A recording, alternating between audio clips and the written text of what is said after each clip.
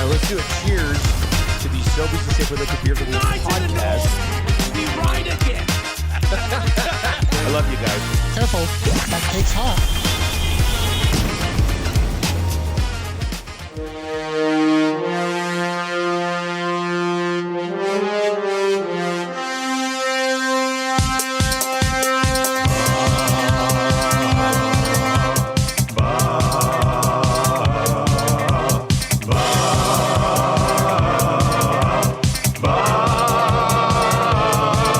It's the 6 o'clock check-in, come on, let's go.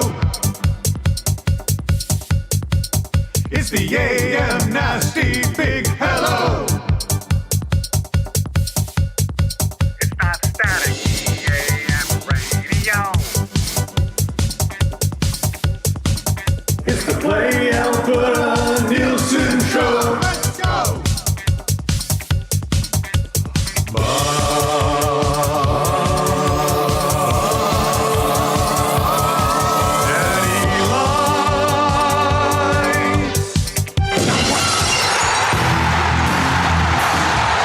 It's the Hollywood Crew. It's the Hollywood Crew.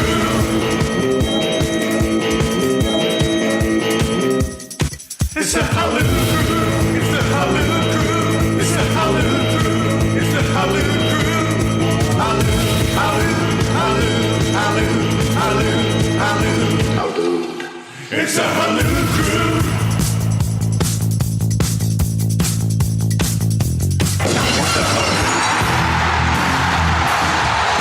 Let's play ball, it's game day. We want strikeouts, base hits, double plays. Take the field, hear the roar of the crowd. Come on, Marlins, make us proud. Come on, Marlins, make us proud. Keep hoping and dreaming, and you will soar. He's a jitterbug. He's a jitterbug. He's a jitterbug. He's a jitterbug. Hello, Moto. He's got the boom boom inside his heart. When the puck gets dropped, yeah, his engine starts. Hockey IQ inside his brain. He loves the nudes, cause they think the same. But something's bugging you, he's got no signs. That's okay, he's got that look in his eyes. He's just streaking down the ice. Fans are shrieking cause they wanted him to score twice. Another goal for Yamamoto. He's got the goal, he's all saying, oh no. Another goal for Yamamoto. You don't want to miss it when he plays with Dry. Another goal for Yamamoto. He'll get help, but he'll just do it solo. Another goal for Yamamoto.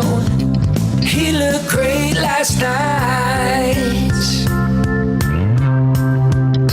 when he's with New Gen Dry.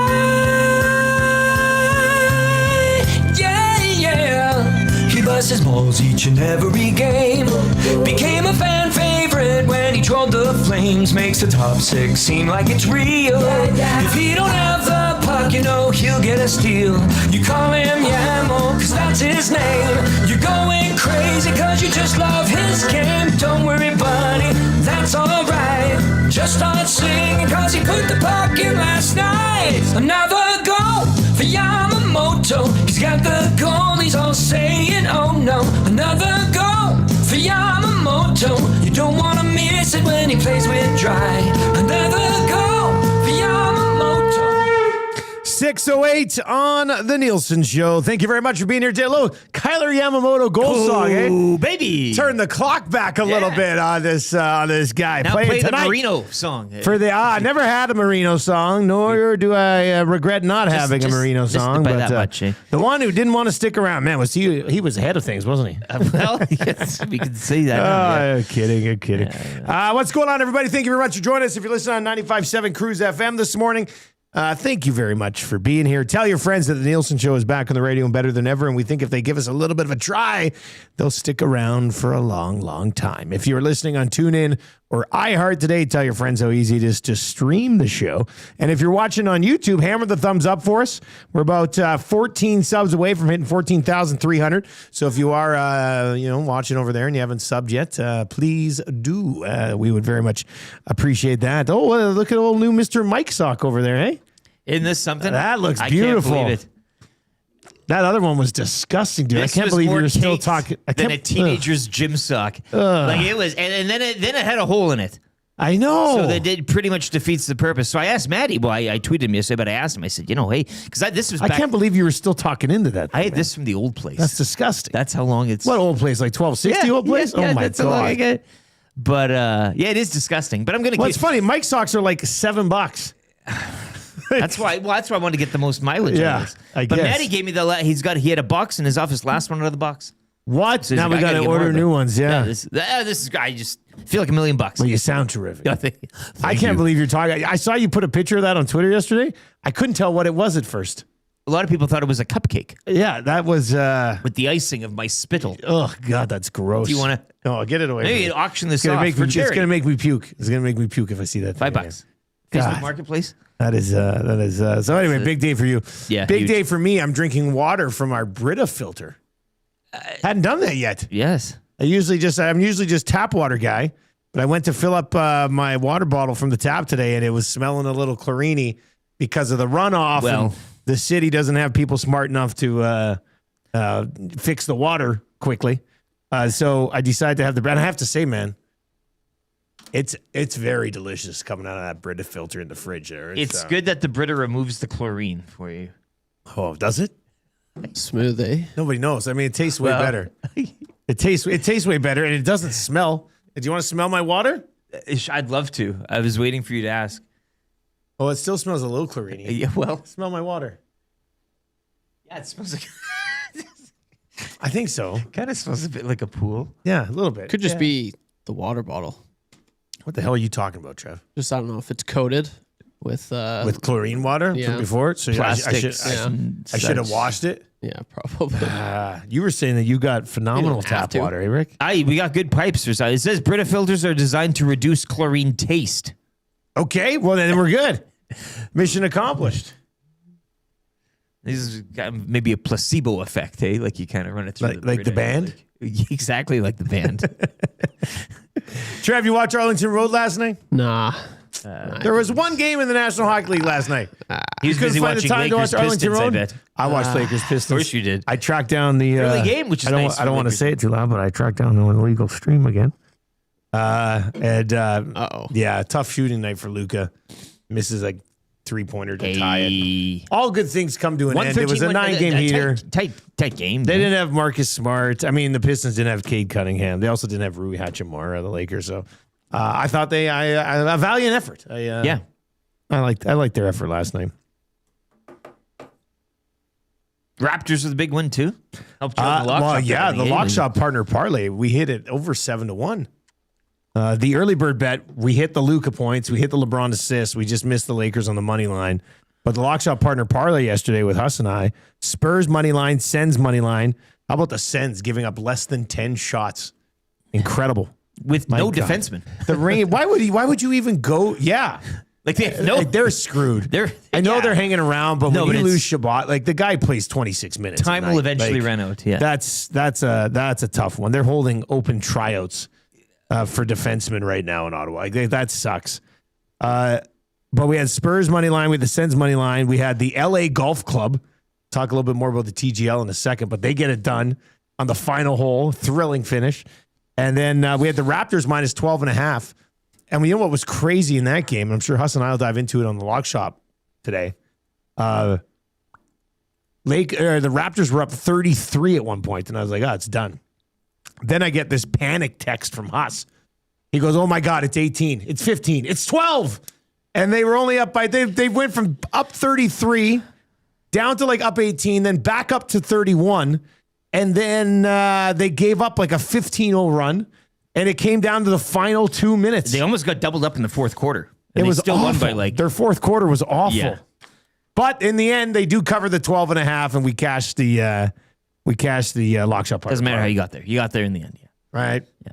It's about the end of the journey, not the part that got you through the journey, who right? cares? Not the Yeah. journey itself. So yeah, that was a big thing. Nielsen Show today and every day brought to you by Weiss Johnson. Eh? Weiss Johnson, whoa. Who wants to get a new train furnace? Yes, let's do it. New train furnace right now. You get 15% off any additional mechanical system done at the same time. Air conditioner, heat pump, hot water tank, garage heater. 15% off plus no interest for 24 months. Visit weiss-johnson.com today to book an estimate. You can text us anytime. That'll get you to what we like to call the Paris Jewelers inbox. Flexible payment options such as do not pay for 1 year. Shop in stores, Edmonton, West Edmonton Mall, Kingsway, Londonderry, Sherwood Park Mall, St. Albert Center, and online at parisjewelers.com. They're Canadian, they're family owned. And one of your text messages will emerge from that Paris Jewelers inbox and win the Royal Pizza text of the day. Royal Pizza, still making a day. Text of the day for sure, and they are still making it great. You can order online at royalpizza.ca or visit one of the 14 locations in the Edmonton area. And now available for a limited time only, what they're calling the Spicy Vegetarian. Mushrooms, green peppers, red onions, green olives, jalapenos, and then drizzled with mango habanero sauce. Mango. Perfectly fresh, bright, and flavorful, just in time for spring. I finished watching that Oscar-nominated movie you were telling me about, Yes. Begonia. Yes. I think, like, I've never done drugs. I have to think that somebody was on drugs when they made that movie. It's got a concept about it, and then it comes to the end. The problem was with you is you watched half of it, and then we kept saying, "Oh, watch more." And then you were like, know, "Oh, you there's a kept twist, telling and me. there's this, that." If you just sat down and you're like, "Huh, Begonia, what is this about flowers?" And then you turn it on, and you just watch it. But there's so much time, and then you got frustrated. I just don't feel like you lived this properly. Now I know our movie tastes. There's a bit of they're a a little bit different. There's a bit. But you didn't tell sometimes me. you see eye to eye. You didn't tell me Begonia was like the greatest movie of all No, time. no, You no, I just said it was You should kinda- watch it. I thought you accurately. I did say it was sort of effed. sucked me into I did watching say it. it was effed. You knew that. It was. I will say this about Begonia. Jesse Plemons was very good in it. Right? Yeah, he's a very good actor. He was very good in it. And even Emma his Stone was cousin or his okay. brother there. Whoever that other guy was, he played the role pretty good too. Yeah. I thought there were some good performances. I thought the movie in general kind of came off the rails in the did. last like 15 minutes. But yeah. Trev, I'd watch Arlington Road ahead of Begonia. I'll just say that. Yeah, I think I will. I don't know this Begonia. Yeah, it's Begonia. It's on Amazon Prime. Yeah, I don't know. It kind of looks weird from what I've been hearing. You guys stick to your superhero movies. Stay in your cozy little zone. That's. I mean, it's a watchable movie. Oh, it's watchable. Yeah, it's just at the end I was like, come on. Like I don't know with the twist and even like the way that they looked at the end. The way they didn't looked is seem Oscar. ridiculous. It looked like Yeah, an yeah, SNL skit. It looked like an I know, SNL skit. I just don't know how a movie goes from like this. I don't know. But it did kind of look like an SNL skit at the end. Yeah. Oh, it's got you talking. Yeah, anyway, So, yeah. So check it out, I guess. But I would watch Arlington Road first. Yes, I will. And if you don't use that DVD pretty soon, I'm taking it back. Don't you worry. No, I'm Lebowski first, then Yeah. Arlington Road. Yeah. You started Lebowski. I but You did. stopped Lebowski. First, Well, like, your 10 movie minutes. taste When did you sucks. stop? 10 minutes? I fell asleep, boys. Fell asleep. I started watching though. It was like 12 at night. That's why. Dude, you got to watch Lebowski. Then you can make funny one-line references with us. I know. I'm missing out on a Shut the lot F there. up, Trev. That's a one. Lebowski reference. God, you're like a child who wanders into a movie theater. Come on, man. Like, you got to... Sorry. Yeah. All right. I'm sorry. You're letting us down here. All right, let's lay out the show for you today. Morning announcements coming up. Did you hear what Connor said about what Connor said? If you didn't, we're going to play the whole thing. No, we're not. Please. No. Please. No. Can we zap Reuter like we did yesterday? No, that was I like Zapruder films. I'm still looking for more good JFK assassination content. You know what? That's the thing too. Is I was looking for like I like World War. Like Yeah. I like that. But I've watched them. You've watched them. I That's want the thing. more. I want just fresh. Just keep. Fresh. I even watched when I was going to LA. I rewatched what is it? Whatever the date the assassination was, that James Franco series. It's Yeah, like 8 yeah. And so I'm sitting there, and I'm flying back from LA to Vancouver, And actually, I think there was two comedians. Well, I know one of them was a comedian. The other guy looked familiar. The one guy was, he's gotten some sketchy stuff. Chris D'Elia? You remember that guy? Yeah, Pops up on your feed sometime? Anyway, he was yeah. sitting right across from me. And then the guy sitting next to him, I'm pretty sure I might have been like a low-key SNL cast member for a little bit. Mercurio? No. Yeah, that would have been great. Anyway, he had that book of the show that I had just ended. Okay. And I said to him, I said, how about that book? And he goes, oh, I'm just getting into it. I said, I just finished watching the miniseries. I think you'll like it. I think you like it. But then I ran out of stuff to I just wish get they into could now. keep pumping these out. Just change the lines a bit. Yeah. You know, keep it fresh. Keep Twist the sketches, things but up a little bit. Twist, yeah, but the same. Oh, well. I mean, we can't always get what we want, right? It's like Oilers fans this year. And I get what you want. We'll get to your morning announcements coming up. The Oilers play a team tonight called the Mammoth. So I decided to put together a list of the top 10 things I'd like to bring back. You know, because the Mammoth, they're here and not here anymore, right? Only 10? Only 10. I could have gone longer. At first, yeah. I was like, oh, God, I was going to do just animals and then animals and dinosaurs. And then I was like, no, I'm just going to do the top 10 things I want back. Is a woolly mammoth in there? Yes, it is. Spoiler alert. Is the Popeyes fish sandwich in there? No, but I know you want that thing. Bring the flounder back. Anyway, we'll get to that around 6:30 today. This is interesting. Yeah. So, could you say dinosaurs, or are you going to like number 10, T-Rex, number 9, Ankylosaurus, number 8, Nope, Stegosaurus? there's only one dinosaur that made my list. like a specific. I think it's a genus. good. I think it would be a Okay. good zoo animal. We're going to get into that. Craig Button's going to join us. He's our GS Construction Hockey Insider today. He'll be on the Firehouse Subs hotline with us. We'll get to your Play Alberta early bird bet of the day. We got to do something for the Oilers game tonight. But are we putting the money line on it? Do we feel confident enough to put a money line on it, or are we just going to try to put together some player props? See, here's the media again, getting in like. I know, getting in the way. I'm to blame. Weekly confessions for Spectrum Rental coming up just after 7:30. We'll get fired up for Gemco Fireplaces around 7:45. Kind of easy trivia, 3 questions too many, and then 8:30 today, GCL Diesel Orange and Blue Breakfast. Usually Greg Wyshynski joins us on Tuesdays. He had something come up, so he's going to join us on Friday instead. So that'll give us a little bit more time to dive into your GCL Diesel Orange and Blue Breakfast to set up the Oilers and the Mammoth, which as of this moment, you could say possible second round preview. Mammoth are probably going to get the Ducks in the first round. Yeah, that's why. Like, I don't know about winning the Pacific this year is such a rosy venture. If you, do you know what I mean? You're probably going to go. I mean, Mammoth are going to. Well, how far behind are the Preds? The Preds are 5 points back behind in the the game Mammoth? in hand. Yeah. Okay, so the Mammoth are going to lock in that first wild card They spot should, and yeah. play whoever wins the Pacific. If the Oilers are managing to stay in that 2-3 spot, there could be a second round matchup against the team they're going to play tonight. Give me the Golden Knights though in the opening round.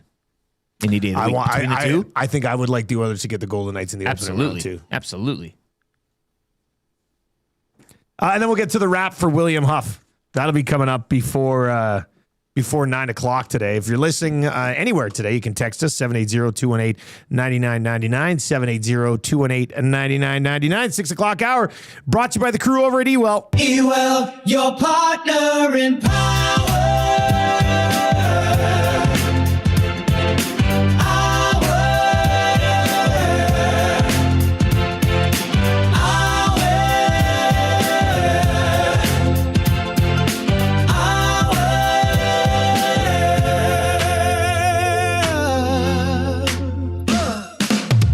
Yes. 6 o'clock hour brought to you by Ewell. They are your power play specialists. Ewell's got the gear you need for your next electrical project with 3 Edmonton area locations.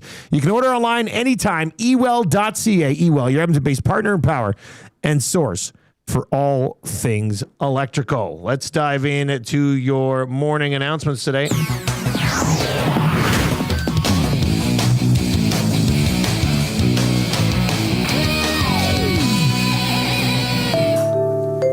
Barbershop Window over on the Nasty Chat on YouTube says, I'd rather play the Avs in the first round. You lose, nobody is shocked. You win, they've got the Cinderella story behind them like in 2006. So you're dropping. Yeah. Look, man, nobody's ever going to put a Cinderella story on a team that's made it to back-to-back Stanley Cup finals. I mean, you can try to change the narrative however you want, but this would not be viewed as a Cinderella story. This would be viewed as a team that's been to back-to-back Stanley Cup Finals, flipping a switch and getting it together in the playoffs. Yes. Right? There's Yes. no Should be. Cinderella man, Cinderella guy. Is that it's not clip a from thing. yesterday with the glass slipper? Yeah. Is that Go on the glass slipper. It's a Cinderella story. Yeah, That's the one, yeah. Yeah, That's that's no, it. it's not a glass slipper. That worked out well, I guess. All right, so Connor McDavid clarified his comments I got the by quotes. saying if he you- wasn't. Go ahead, give me the quotes. I just- love when you read quotes of athletes. Give me a. Yeah, I let's, had it up here. Just Let's dive into exactly what he said. indulge me. Quote: "We're not taking shots. It's just everybody can be better, myself included. Of course, yeah. Everybody can be better. It was more just complimentary of a great team in this league that came in and played a good game. There it is. Nothing more than that." End quote. There it is. And then he goes on. Quote: "Not sure how it was taken that way, Oh, come on, man. media. It wasn't supposed to be that way, No, of course not. but I understand, obviously, I understand how people could look at it that way. Yes, But it's not what I was intending to do at all." End quote. of course. Yeah. All right, so there you go. That's Connor McDavid yesterday. This puppy in. I think we'll put that Go one to to bed. bed. Yeah. Very similar to when Leon brought up coaching and then had to answer to Rashog at the Olympics about his comments. Would you go so far as to say case closed? No. Or rest your case? Or some like. Well, Elliot Friedman on 32 Thoughts yesterday. I don't listen. He wants them to get a boardroom and Yeah. fight it out. Yeah, Elliot Friedman was fascinating. I don't really have a lot of time to listen to other shows, but I did dabble in 32 Thoughts. Fast forwarded to the Oilers part, and Elliot's the best. He goes, I think maybe even at hotel conference room. Yeah, I like the he hotel kind of laid conference out room. where the location of the meeting should be, and he basically said, you get your players and you get your coaches. But I'm like, players and coaches are together all the time. Executives. And then he said, and maybe some of your executives, and you just air your grievances, basically. Like a full-blown Seinfeld airing of grievances. Round the horn. That was interesting to me because I didn't necessarily feel like that would have been required from this comment, but Elliot He took would it have there. Yeah, pretty good inside sources on, if it would be at a level where you would even think about doing that. So I thought that was kind of interesting. Not only a players only meeting and not only a players and coaches meeting, which is essentially every day with the players and coaches, but old Stan Bowman and Jeffrey Jackson rolling into the meeting as the well. whole shebang. Yeah. I don't know. I thought that was interesting. And it's one of those they all have name tags. Like it's when you go to those conferences and so they all have like the lanyard. Yeah. And you walk in and you do like a lot of trust tree falls. That's like what a lot it of is. that's a lot of exercises. Yeah. They group you off and you have to go and What type what type of events and activities could the Oilers do at their organizational only meeting? yeah. In a hotel conference room. 780-218-9999 if you'd like to get in on that one today. Henry grows up. They got a complimentary breakfast. It's a good deal. Won't believe This- the little this- sandwiches that they are providing for us today. A bunch of millionaires just losing their mind over little sandwiches. Because how do you not like little sandwiches? Klima's lid text and it says, you guys should do a Lebowski themed show where you just drink White Russians all day, get a nice rug that really tied the room together. You could be the dude. I could be Walter, and he's totally got Donnie written I'll all be a over him. nihilist. That would be... You really want to kick this thing up a notch? Lebowski!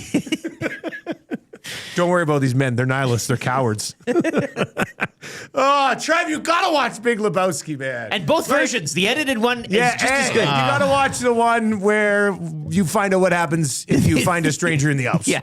Man, Okay? why is it Steve Buscemi? It's always Steve Buscemi. What's wrong with Steve Buscemi? He's brilliant. Well, I mean, he's definitely look at him. You would be He's Steve a good Buscemi. character in this. I'm Goodman. He's Bridges. You're Steve Buscemi. And Steve Buscemi's a legend in this thing. Okay. Yeah. Or I the don't mind. Jesus. I don't mind the legendary status. There's bowling. You just I'm looking at there. Yeah, is you some love bowling. Yeah, because whenever I go bowling, there's my buds will always like throw out some Lebowski references. Yeah, exactly. And of then- course. How are you not with the And they're- times here? And they're like, it's Lebowski. I'm like, I haven't seen it. Do they ever yell at you, over the line? No, they haven't. I'm very Market 0. very good at that. Nothing? You're not getting any of these. Nothing. Right over my head. Sorry, boys. Way to go, Donnie. No? And you like the Eagles, don't you? Oh, yeah, I do. I hate the Eagles, man. Why? Right?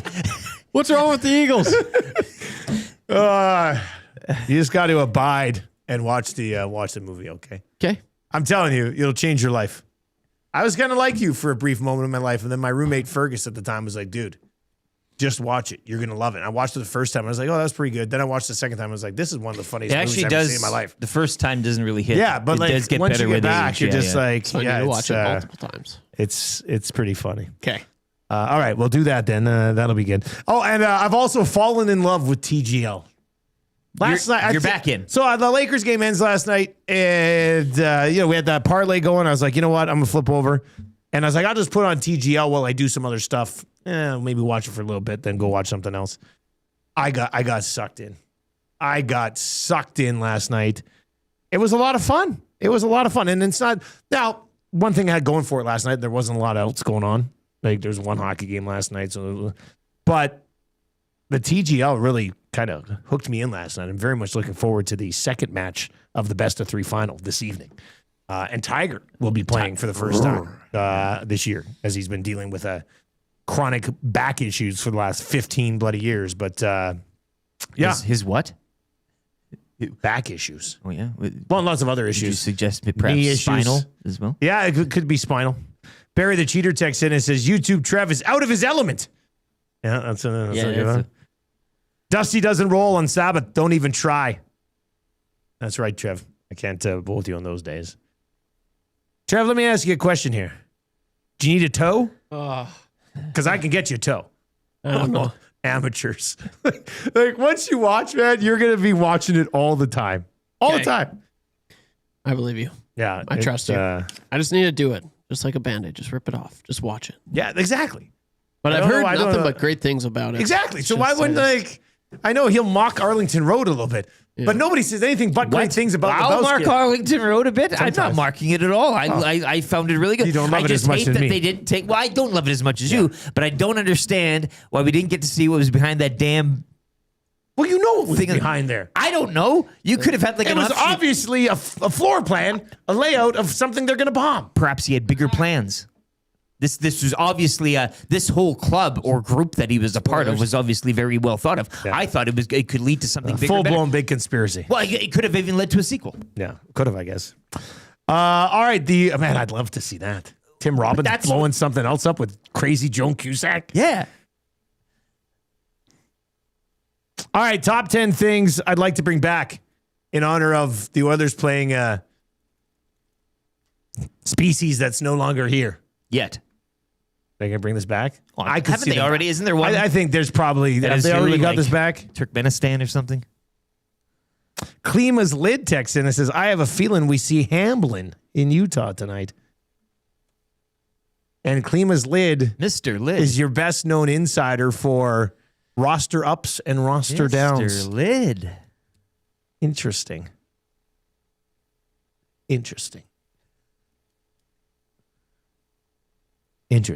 Just let it hang in the air there. If you think about it. You can text us anytime. If you watch over on YouTube today, hammer the thumbs up for us. Oilers and Mammoth tonight. Top 10 things I'd like to bring back from extinction or things that went away.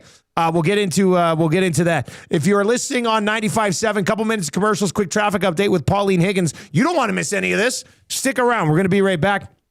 If you're on TuneIn or iHeart or over on YouTube today, sports update brought to you by Paramount Flooring. Are you ready to treat your feet?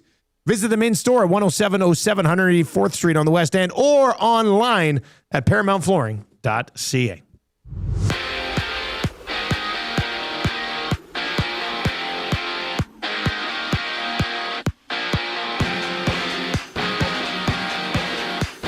Oilers visit Utah tonight looking to snap a 2-game slide. You can join Tom Gazzola for the GCL Diesel pre- and post-game shows right here on EST. Coverage gets underway at 6:30. Just the lone game last night as Ottawa would defeat the Rangers 2-1, allowing the Rangers to just 9 shots on net. With the win, the Senators are 2 points back of a wild card spot. Oilers and Mammoth, one of 15 games around the NHL later tonight. On the hard court, RJ Barrett led the way with 27 as the Raptors snapped a 2-game slide 143-127 over the Jazz. Raptors will visit the Clippers tomorrow. Elsewhere, the Lakers' win streak snapped at 9 as they would fall 113-110 in Detroit. 4 games in the NBA later tonight. Vicky Mboko advancing to the quarterfinals of the Miami Open yesterday. She will face Carolina Makova later today at noon. Felix Auger-Aliassime, meanwhile, bounced in round of 16 play. And Tiger Woods is back. Woods, who hasn't played in the PGA Tour since the Open Championship in July of 24, but did play TGL in its inaugural season, will be competing for the first time since he had back surgery in October of 25. Jupiter Lynx last night fell to Los Angeles Golf Club 6-5 in match 1. Match 2 will go later on this evening at 5. Sports Update brought to you by Paramount Flooring. From custom homes to small renovations, Edmonton's top builders and contractors rely on Paramount Flooring. Our in-house team handles everything from selections to completion, keeping projects on track and on time. Visit our showroom 7 days a week or at ParamountFlooring.ca.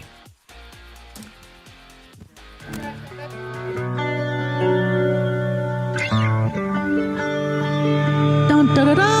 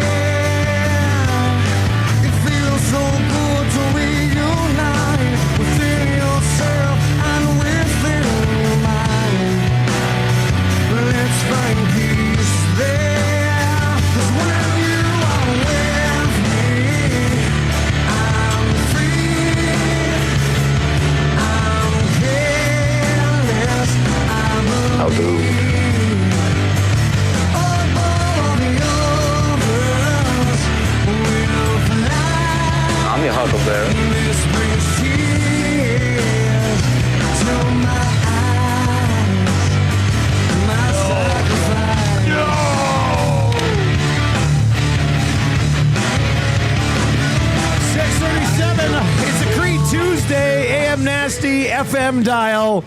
How you doing this morning? Thank you very much for joining us. The Nielson Show and all of Edmonton Sports Talk. All of Edmonton Sports Talk is presented to you by Play Alberta. Download the Play Alberta app today.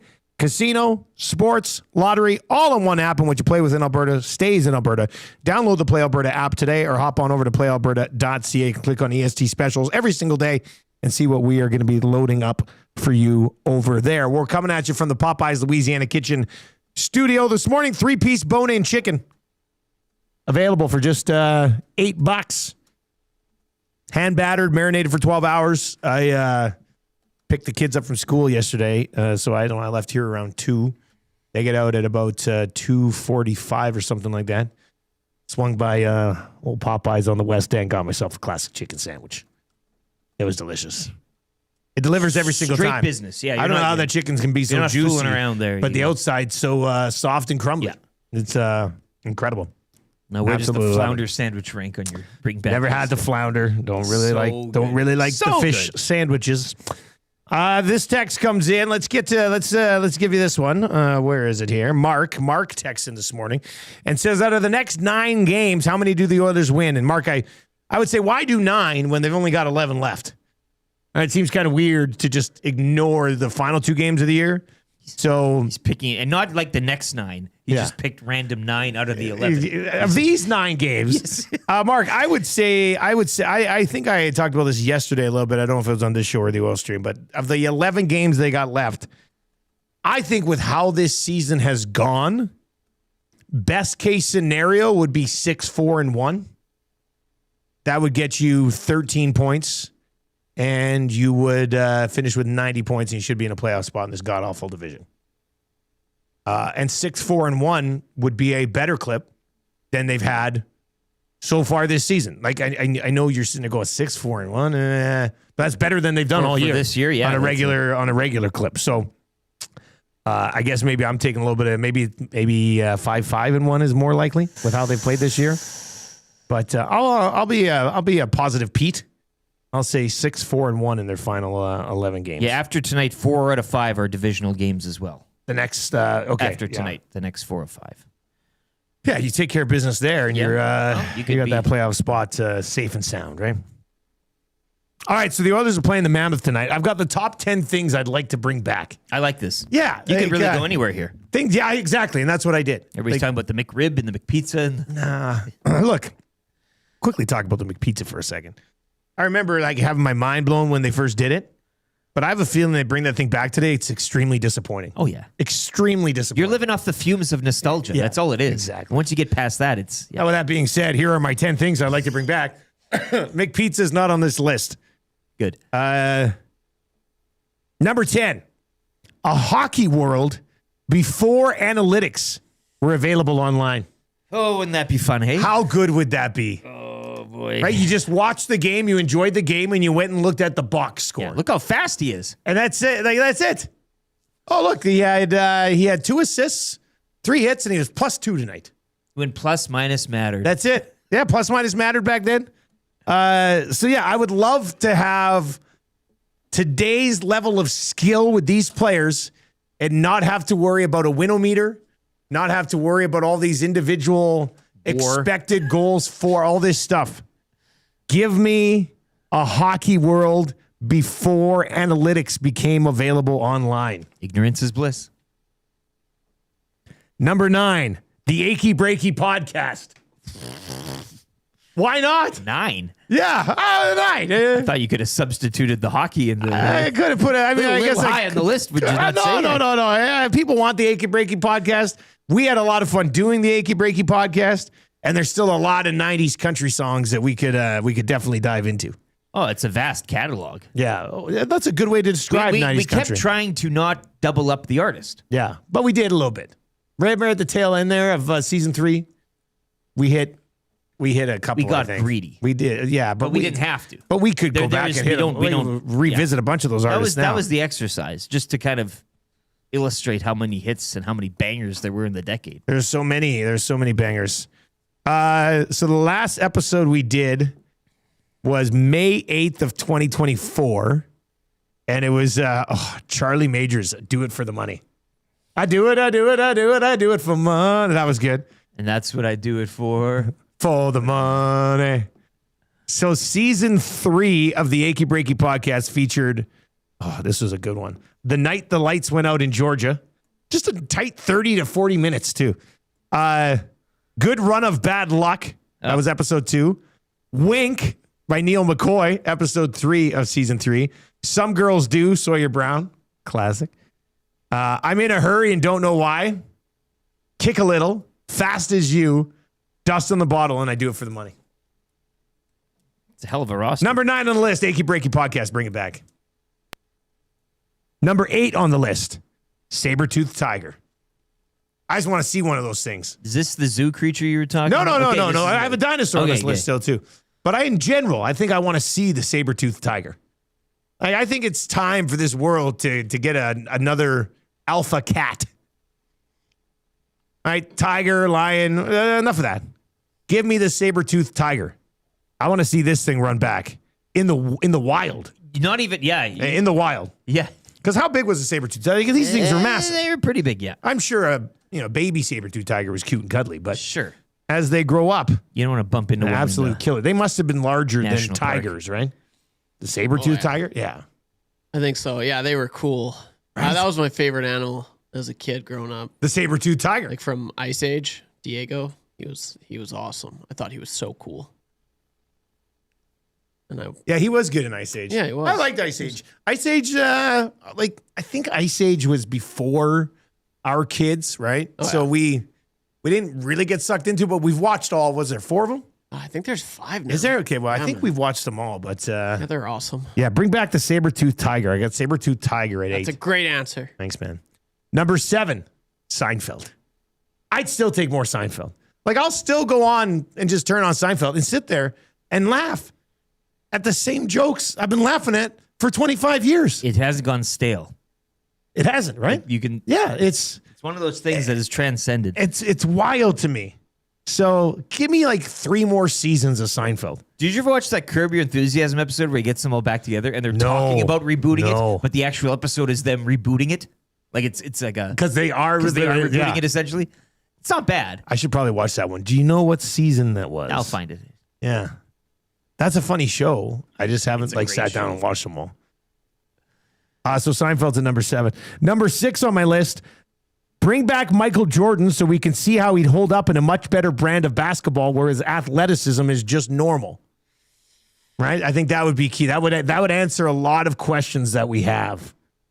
I think that would go a long way. Season So- 7 Season 7 of Curb basically is them recreating or trying to recreate Season stuff. 7? Like, so they're in multiple episodes? Yeah. Oh, I'm definitely going to have to watch season Like they get 7. the idea and then they kind of go through it. Yeah. I like that. And the final episode titled Seinfeld is when it all comes together. You should just watch season 7 then. You get a little Maybe taste. I will watch Yeah, season yeah. 7, and then I'll probably end up loving it. I'll watch other seasons.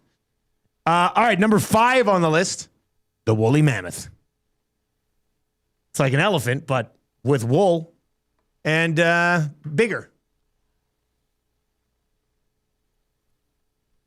Also in the wilderness, not just at zoos. Yeah, that's cool. Yeah, it's all going to be free range. I want All these woolly animals are free mammoths range. Yeah. in the Rocky Mountains. Oh, that'd be awesome. You're driving, like I'm driving back to Cranbrook, and we have to wait because a woolly mammoth is crossing the highway. Oh, Would that not be cool? that would be the best. I think that would be pretty neat. With a saber-toothed tiger, it'd be like we're living in Ice Age. That'd be funny. Exactly, Trev. That's right. All right, so that's number 5 on the list. Number 4 on the list, the one dinosaur that I would like to bring back, the Triceratops. I think it's not dangerous. Yeah. I mean, I know it's got those big horns on its head, but I mean, you could probably get out of the way of a Triceratops. We could use it in like construction type of. it could, like it could haul rocks could haul and big things. Yeah, stones. yeah. If we ever wanted to remake Plow. the pyramids, Yeah. it would probably be able to help with that. And I think in general, it would be a pretty cool zoo animal. Right, let's go see the Triceratops, kids. And maybe you could set it up so you could ride it on the back beneath the big shield. Well, they rode the babies in one of the Jurassic Parks, didn't they? One of the theme parks, I think. They had the, Did they? Yeah. Makes sense then. I think you could ride that dinosaur. That'd be cool. Yeah, right? Oh, Like, I was thinking Stegosaurus, but it just seems a little bit more savage than the Triceratops. The Triceratops sort of looks like, I think it would operate like a cow. I don't. Where it just wants to sit around and eat and chill. And But not free range. Like you don't want herds of them stampeding across. I'd take that too. You'd say, yeah. No, All free range. No, not free range, but farmed. Okay, farmed. Yeah. Like what do you do? Yeah. Oh, I run 150 head of Triceratops. How cool would that be? Yeah, that'd be cool. Also, this ties back into Great jerky. the book that I read as a child and I recently read through with Marshall. Cadillacs and dinosaurs? No, the enormous egg. A farm kid has this massive egg in the chicken coop, and it ends up being a Triceratops. It's a great read for preteens. I think you'll like it. And Trev, you should read it too. All right, Like a great book. number 3 on the list of top 10 things I'd like to bring back: my parents paying for my groceries. Hey, I don't think I realized at the time, how grateful I was that my parents were paying for all the groceries. Now I'm paying for the groceries. You know how great it would be if you came home and there's just $300 worth of groceries sitting in my fridge for my family and I didn't have to pay for it? That would be awesome. Yeah. We should start this thing where parents pay for your kids' groceries your entire life. Mm-hmm. And then I just pay for my kids' groceries, but my parents are still paying for my groceries. I'd like that. That would make sense. You want to wouldn't drive birth rates down even more, right? Exactly. Why have kids? I'm living off mountains of groceries I'm getting for my folks, and I don't have to pay for it at all. You're not moving forward with any of those whatever, things. Yeah. I think that would be good. So You destroy the human species, but we're all living like kings for the last, like the bottom of the ninth. Like we're all just Because our parents are getting our buying groceries. Like the last generation is buying groceries. I remember my parents, because I drank so much milk in my teenage years, they eventually made me I had to buy my own milk. That was a thing, which was understandable because I was taking down like 3 liters a day. Yeah, you got it. Hey. So, yeah. Did it rein you in a bit more? Or No. did you I was just splurting out. I was drinking even more because it was my milk. It's my money. I was just, I want to drink all this milk now. I didn't have to sneak it like when it was their milk. Number 2 on my list of top 10 things I'd like to bring back, the original 7-Eleven cheeseburger. Do you remember this? Going back like 15 years? Just a People will taquito know what there. I'm talking about. Damn. Like they used to have this smaller sort of cheeseburger that you pop in the microwave there, and it was delicious. I'm not going to say it was like what, but it was just, it hit. This is number after 2. a night out. No, man, I swear to God. Like now they've got different cheeseburgers there you can heat up. But my buddy the Wuss would know. I mean, we used to go and crush 7-Eleven cheeseburgers all the time. All the good? time. Yeah, buddy. Look, if you know, you know. Somebody will text in and be like, Dusty, yeah, look, Van Smith Vandervan texts in and says, those are good burgers, Dusty. Exactly. If you know, you know. Bring back the original. I remember the day that they're like, it's not there anymore, which is what I'm afraid is going to happen with the pizza sub. I remember I walked in and I was like, wait a second, where's the little cheeseburgers? I said, oh, we have these new bigger cheeseburgers now. I said, this is the stupidest thing I've ever seen in my life. So And you got... I want them back now. I want back Bring it back. the 7-Eleven cheeseburgers the way they were. Real Tube Stock says those 7-Eleven burgers were amazing, and they were only like 79 cents or something. Yeah, it was the best. The absolute best. I don't know if 7-Eleven's listening right now, but let's do it. Limited time only. Give us an LTO. Tweet at them. I'll take it.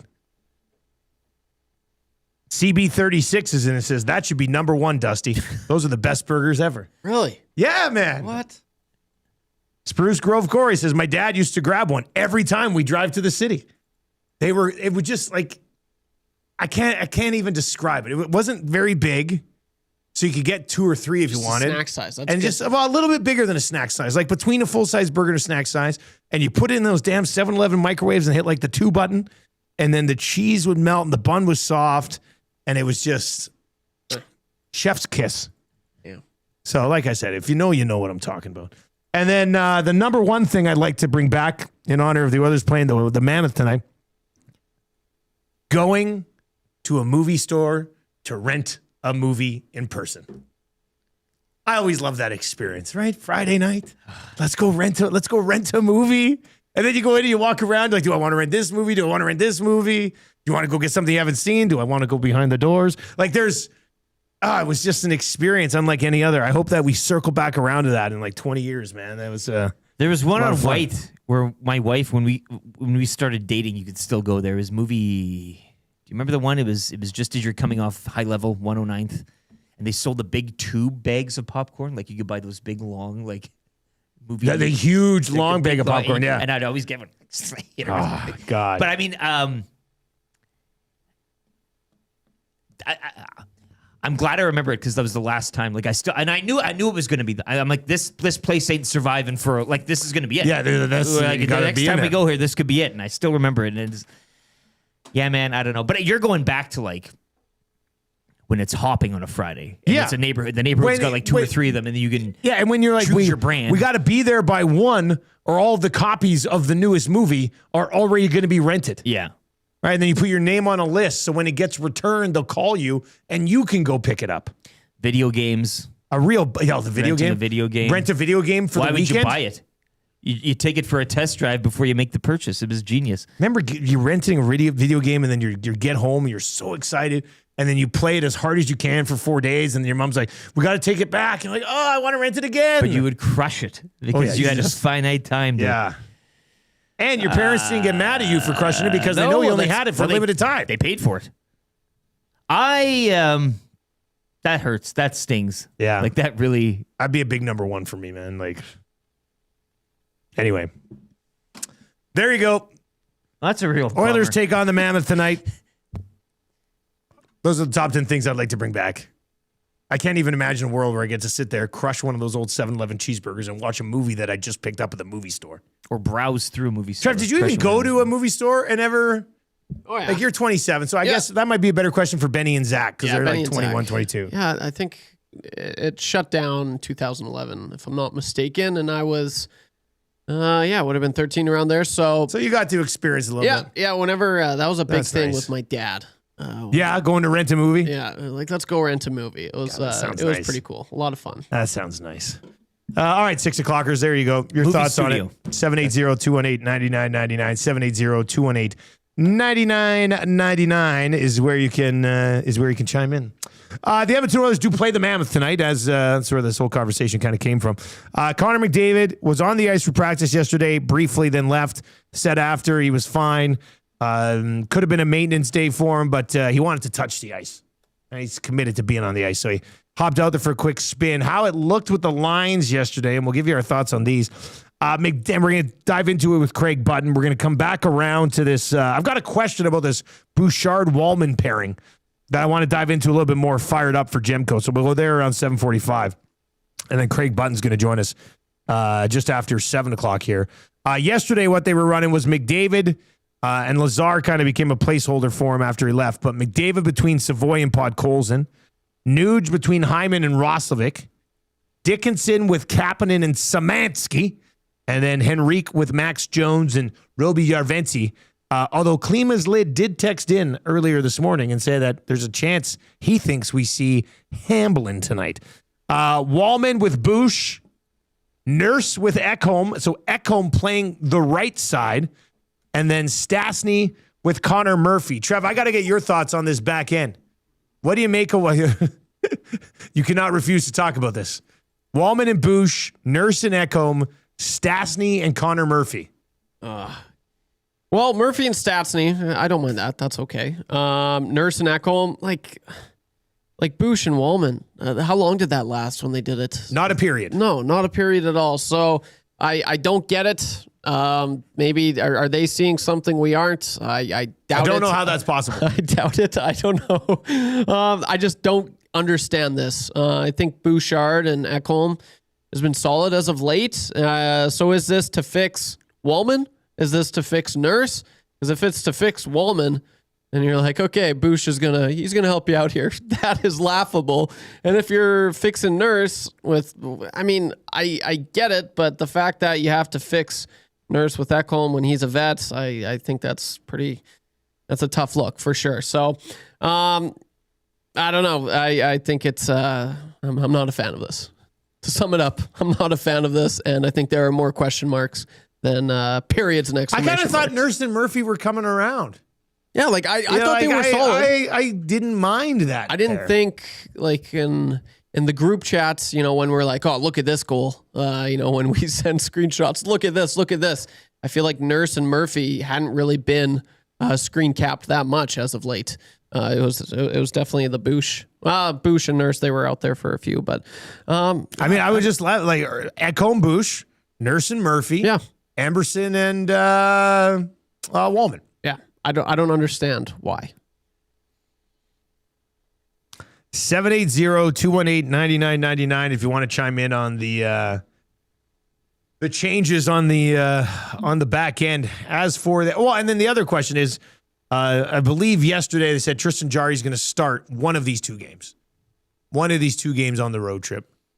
Rick, would you give him the game against the Mammoth, or do you let Ingram play against his old team and then give Jarry the Golden Knights on Thursday? Yeah, Knobloch didn't sound too convinced either way, I think, when he was asked. Yeah, He was just I kinda don't like, think he really whatever. probably doesn't want to play him at all. But Yeah. So it's tonight, and it's, what is it, Thursday, by the way, Tommy Gazzola will be live on location, Clairview Boston Pizza, for the pre and post game. If you're looking to join some nasties, pre and post game, Clairview Boston Pizza Thursday night. Thursday's a good night because then you go into your Friday and you're Exactly. kind of feeling That's good. a nice So night. yeah, Thursday in Vegas.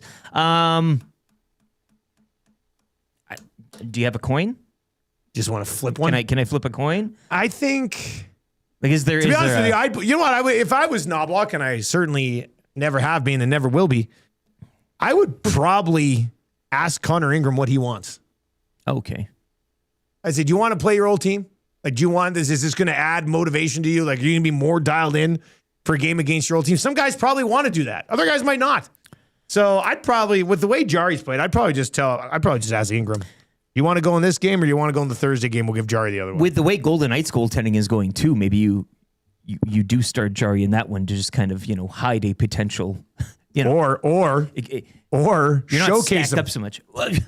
Either way, showcase him for the old that might be Golden the Knights play. trade in the offseason. Yeah. Yeah, so maybe Ingram tonight and Jari Thursday, but flip it. Luke in Cowtown texts in and says, maybe they're giving Murphy a break from Nurse.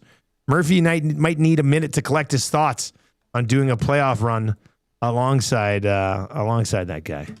I like how it's not that they're with, but who they're not with. Like, that's how he's viewing. I like that. This text is in and says, Wallman should be on the third pair, not playing. Well, that's the thing. If you're playing Wallman with Bush, that means you're going to be willing to give Wallman more ice time. And I'm sorry, I just don't know if that's why. It's not that I don't know. I think I do know that's not a good idea. So we'll see how that sorts itself out. Anyway, big one tonight. They've lost 3 in a row 3 times this year. They've lost 4 in a row once. They will look to avoid a 3-game losing streak tonight against a Mammoth team that, let's just be honest, this season has been better than the Edmonton Oilers. And maybe we'll get into that a little bit with Craig Button. He's going to be our GS Construction Hockey Insider. 6 o'clock hour of the Nielson Show has been brought to you by Ewell. They're your power play specialists. They've got the gear you need for next electrical project with 3 Edmonton area locations. You can order online anytime. Ewell.ca. Ewell, your Edmonton-based partner in power and source for all things electrical. Craig Button, Play Alberta Early Bird Bet of the Day, weekly confessions, and fired up for Gemco Fireplaces. I want to take a little bit of a different twist on the conversation of the Wallman-Bush pairing for Fired Up around 7:45 today. So Oilers nerds, stick around. If you're listening on 95.7 this morning, a couple minutes commercials, quick traffic update. You're back with us. Do not go anywhere. All of our online platforms, we got a sports update for you, brought to you by Expedia Cruises. Whether you're dreaming of crystal clear waters or exotic destinations, contact Chelsea LaBelle at Expedia Cruises in Northeast Edmonton to start planning your next cruise or vacation destination. 780-970-4834.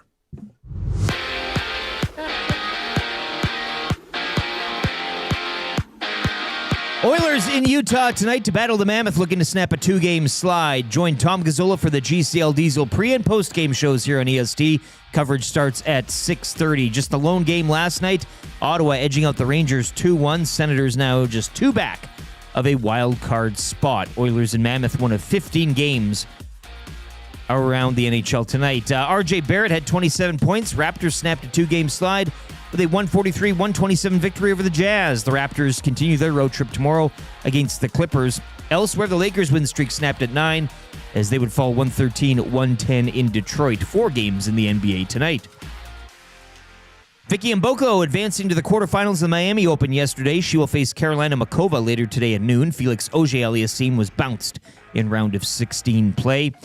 And over to golf, where Tiger Woods is back. Woods, who hasn't played on the PGA Tour since the Open Championship back in July of 24, will be competing for the first time since he had back surgery in October of 25 for Jupiter Links tonight. Jupiter Links fell to LA Golf Club 6-5 in Match 1 last night. Match 2 will go tonight at 5, with Match 3, if necessary, at 7. Whether you're dreaming of crystal clear waters or exotic destinations, contact Chelsea LaBelle at Expedia Cruises Northeast Edmonton to start planning your next cruise or vacation destination. Call 780-970-4834.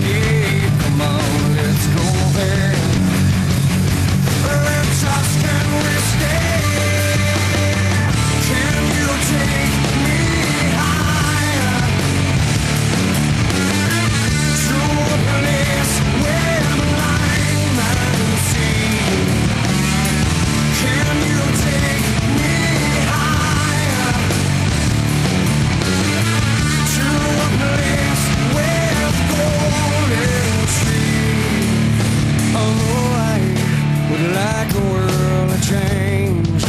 It helps me to appreciate those nights and those dreams.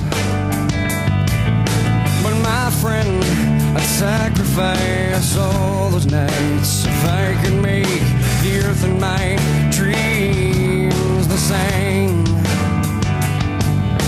The only difference is to let love replace all I hate.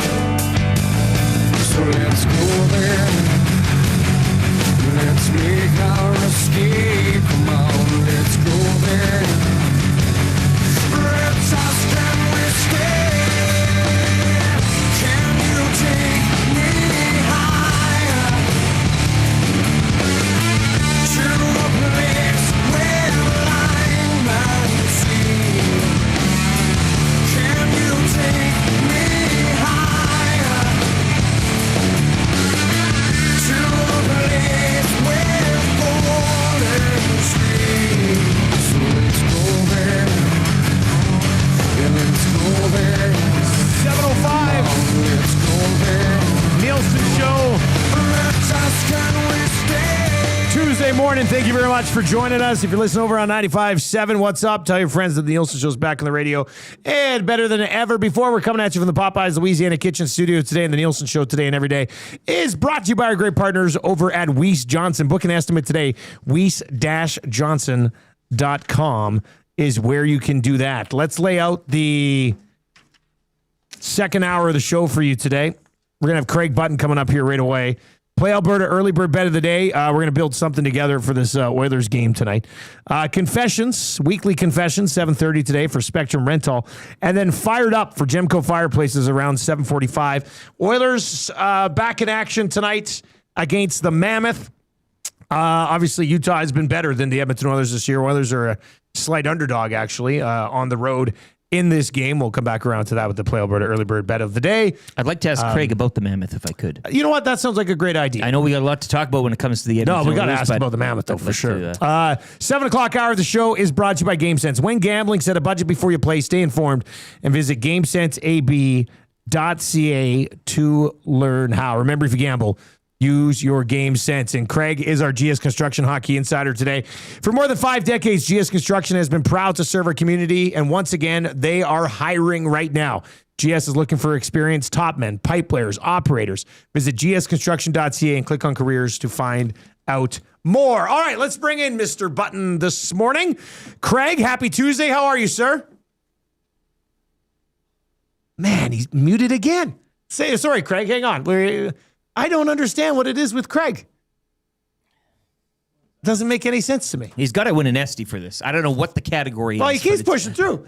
But he's not even I don't even think he's at his house today. I think it looks like he's somewhere else. He looks somewhere. He's looking good. He's got looking- that he's shirt on. looking He's phenomenal. looking really relaxed. And Craig, is Suave Craig and still debonair. there? Is he still watching?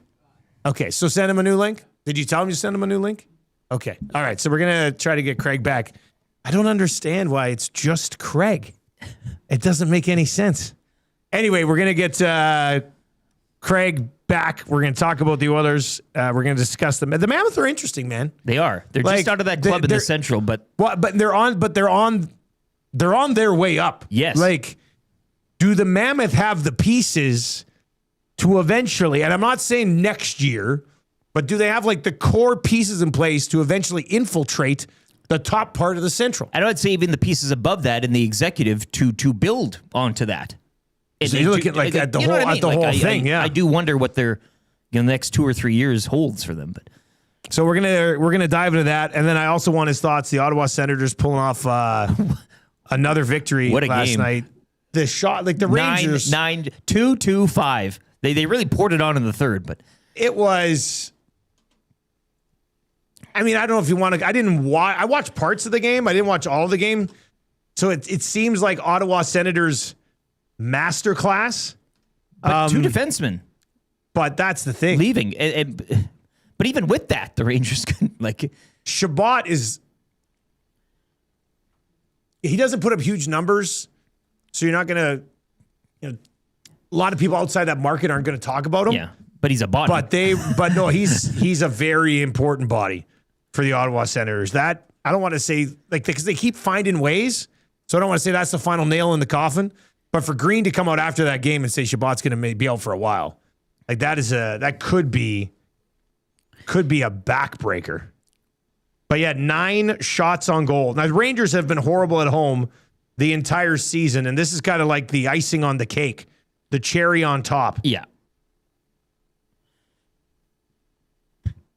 Eric kind of laid it out. I think I hear Button now. We'll get him. Ottawa. Oh, I guess I'm just hearing things. It wasn't him. We get the voice, but we don't get the video. 13-2 in the first, 13-2 in the second, and then 7-5 in the third. Final shots on goal, 33-9 At for MSG. in New York. Which is not a. They say the Canadian markets are tough, but Man, what has happened to the New York Rangers, man? well, they're doing it right. They are, as of this morning, tied for second last with the Flames and the Blackhawks. Still 15 points ahead of the lowly Vancouver Canucks. But the Rangers are 6 points out of second last in the East. They're by far the worst team in the East. Tank, baby, tank. They have sucked at home all year. They've lost 5 in a row.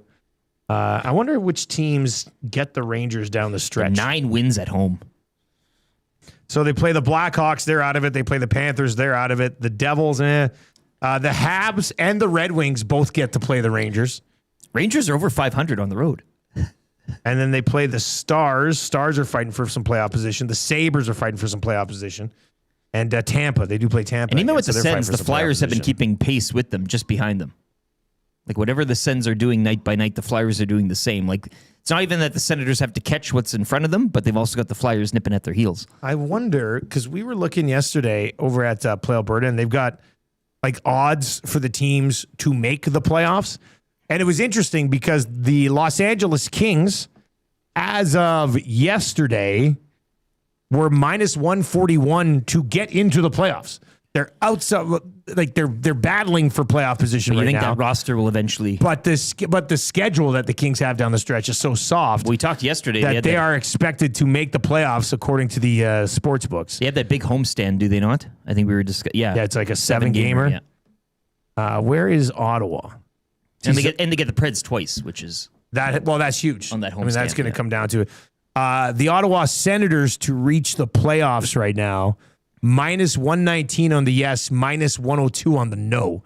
So that's pretty tight. Whereas the Los Angeles Kings, let me find the Kings here. The Los Angeles Kings, minus 149 on the yes, plus 120 on the no. So they are expecting the Los Angeles Kings to work their way into the postseason. As of the playoff picture as of this morning, the Mammoth, 80 points. They've got 37 wins. The Predators, 5 points back of them, and the second wild card spot right now. And then the Kings are just 2 points back of the Preds. The Kraken are 4 points back of the Preds. they're fading too. 3-7 in their last 10. They do have a game in hand, but yeah, they've lost 3 in a row. The Kings have also lost 3 in a row. And the Preds have won 4 in a row. That's why Nashville is into that second wild card spot right now. And the San Jose Sharks have lost 4 in a row. So it looks like San Jose might be running out of gas here a little bit.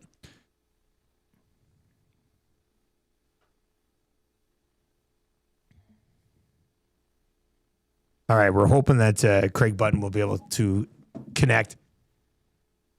I don't know. It doesn't make sense to me why we have so many guests on all our shows all week long. His is the only one that sort of does this. Anyway, we'll track him down and we'll get to the Oilers and the Mammoth tonight. Somebody questioning in the Paris Jewelers inbox, could have Gager got a shutout for the Sens last night? 9 shots? Like just current age, Joaquin Gage? 9 shots. I didn't see what their goal was. I didn't either, but I mean, it's an interesting. I wonder. Let's see what their goal was. Could Gager have stopped that goal? That would be kind of nice, eh? Yeah. That would be pretty good, actually. All right. Do we have Craig back again? Let's see if we can hear him today. Come on, baby. Come on. Give us that Craig Button audio. Craig, are you there? No, you're still muted. We can't hear you. What the heck is going on? We might have to go phone. Might have to just phone him. And after today, we might have to go in studio. What's going to be really He's weird? going to have to come in here. And What's going to be really weird is we phone him, and we still can't hear him. And Craig's just been running a clever bit on us the entire time. I like that. Again, there's more than meets the eye here. All right, I do want to see that New York Rangers goal last night. Could Gager have stopped it and had a shutout even at his current age? If you saw the goal last night, let us know. Connor Sheary.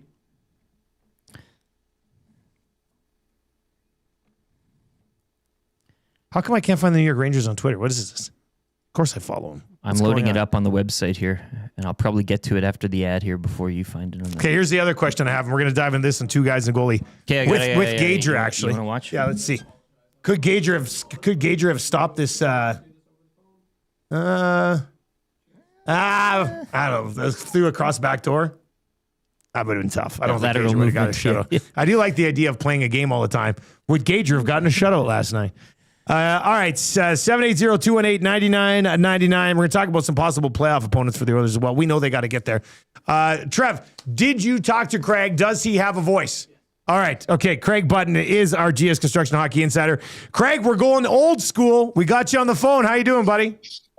Yeah, I'm doing good. Well, I got the super loop going because I'm watching you guys as I'm on the phone with you guys. I don't know if you guys can see me, but like we're doing this, like we got the super loop. We're calling it the super loop. Phone through video, and there we are. Hi. It's not bad. It actually pretty much times up nicely. All right, so we're good. Yeah. We got that lined up then. Super loop. Craig, let's. I'll be like a ventriloquist, so you can't really see how my lips are moving, so you won't know if I'm on time or not. Dude, when you scared me, it looked like you froze when you were doing the ventriloquist thing, and I was like, oh no, we've lost the video again. All right, Craig, let's start with the Oilers. Connor McDavid having you come out yesterday and clarify that he was more praising a good team than criticizing his own coach. I mean, is something off with this team, or do people just read into things too much? Both are true. Yeah. Right. Yeah. I mean, I don't know how you get. I mean, there's definitely something off with this team. I mean, we see the fits and the starts and the good and the bad, and a team that you go, okay, they're on their way, and then a team, oh, maybe they're not on their way. And I think there's when Connor speaks, I think there's a certain level of frustration after he spoke Saturday, but. You know, like when you're going to make that comment, and okay, so Connor, it's what happens after frustration seeps in after a loss like that, and then you're asked quickly after a game, you know, what your thoughts are, and people are going to interpret that. And great for Connor to come back out and clarify it, but it's impossible for somebody to make those comments the way Connor made them in the way he made them. And here's what got me: he said, "Well, you'll have to ask Nauber about that." Yeah. Wow. Ryan Rishaug went right back and asked him the follow-up question. You'll have to ask Nauber about that. So great. You want to praise John Cooper. You know, we all learn. Sometimes we wish we would have said things in a different way, maybe not said them at all. But for when Connor makes that comment, there is no way anybody can look at that and go, oh boy, that looks like a shot at the coach. And shot might be a little bit of hyperbole, a little bit too but far, maybe. But yeah, far, yeah. But it's a comment on your coaching. I mean, that's what it was. Yeah. And I think the reason, Craig, that kind of becomes a story is because right before the Olympic break, Leon Draisaitl talked about everybody needs to be better, including coaching. Yeah. And then when he went to the Olympics, he had to come out and say, I wasn't trying to take a shot at it. So I mean, it kind of spurs on this coaching conversation. But I know you've been saying since the beginning of the season that the issues in Edmonton this year are more about roster construction than anything else, right? Absolutely, Dustin. I look at last year, and I look at what Connor and Leon did, and Evan Bouchard, and it was a really good run that those guys ran. I don't think this team is anywhere near as good as the team that lost in 7 to Florida in 2024.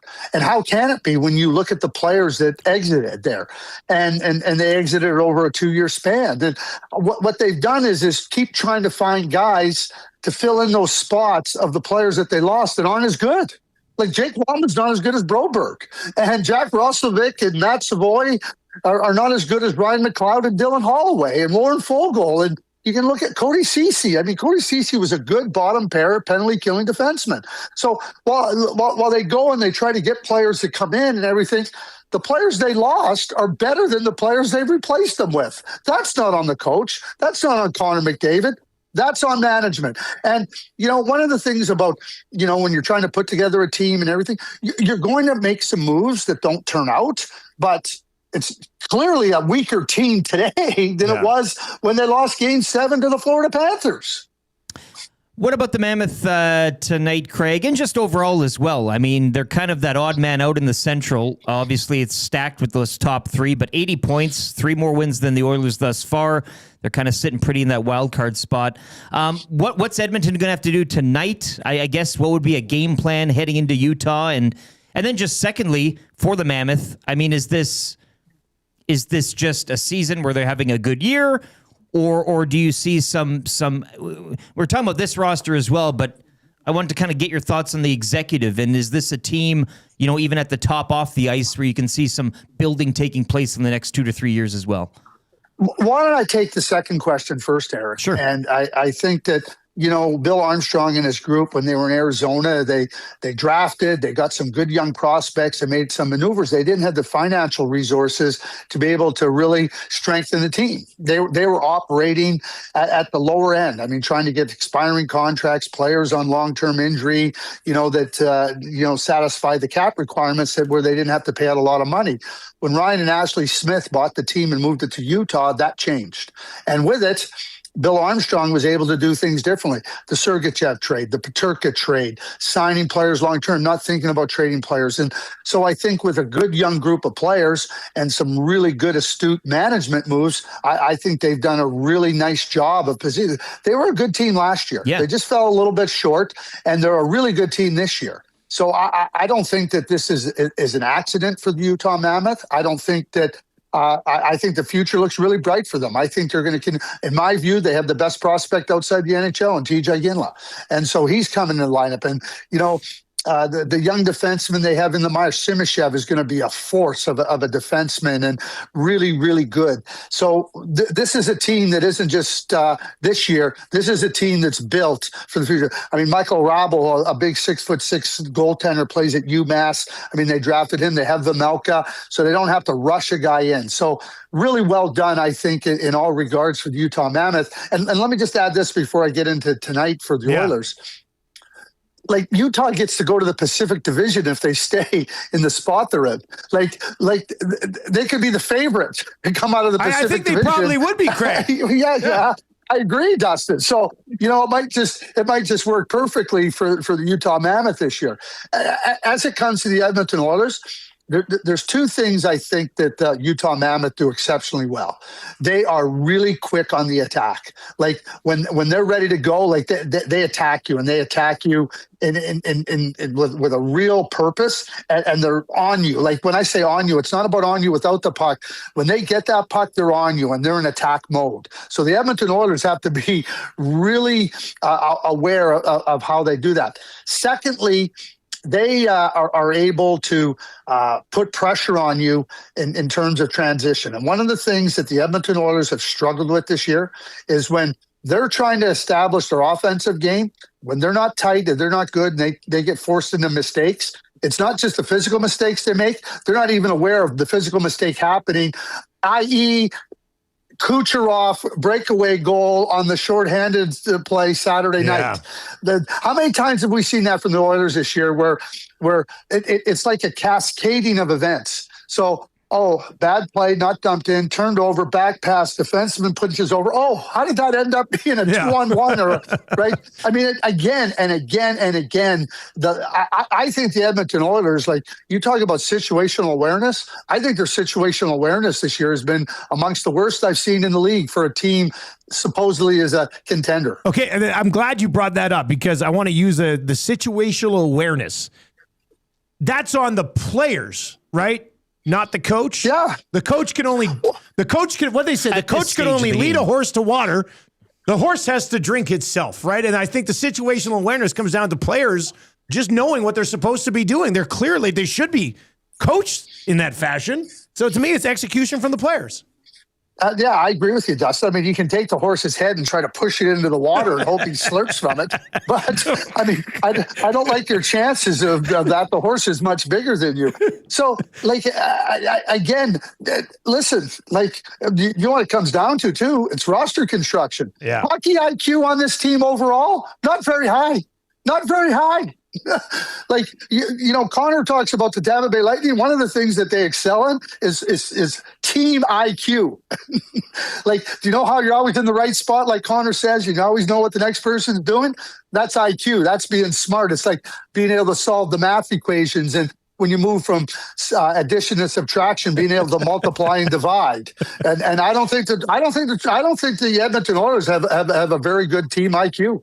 My son has a tech test on fractions today. In grade 5. Remember fractions? That's a tough one. God, fractions, man. Those that would throw you for a loop. How old's Marshall?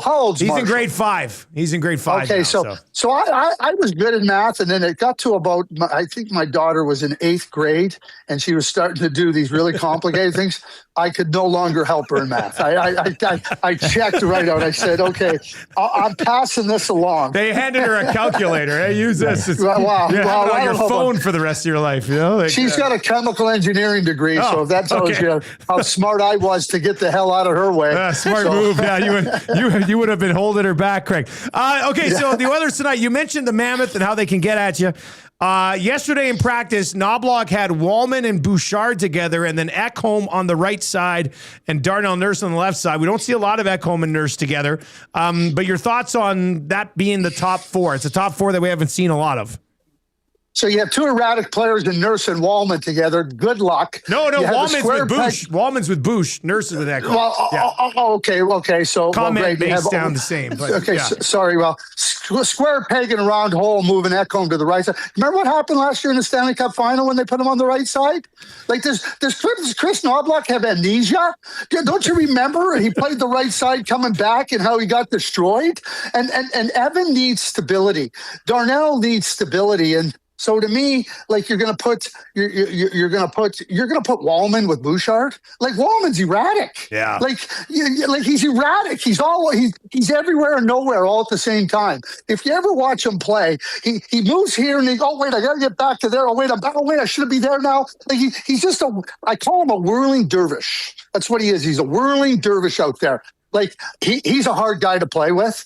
And again, they're short on the blue line. That's all I can tell you. They're really short on the blue line, and this is a big problem. They've gone from Kulak, Ceci, and Broberg to whirling dervishes.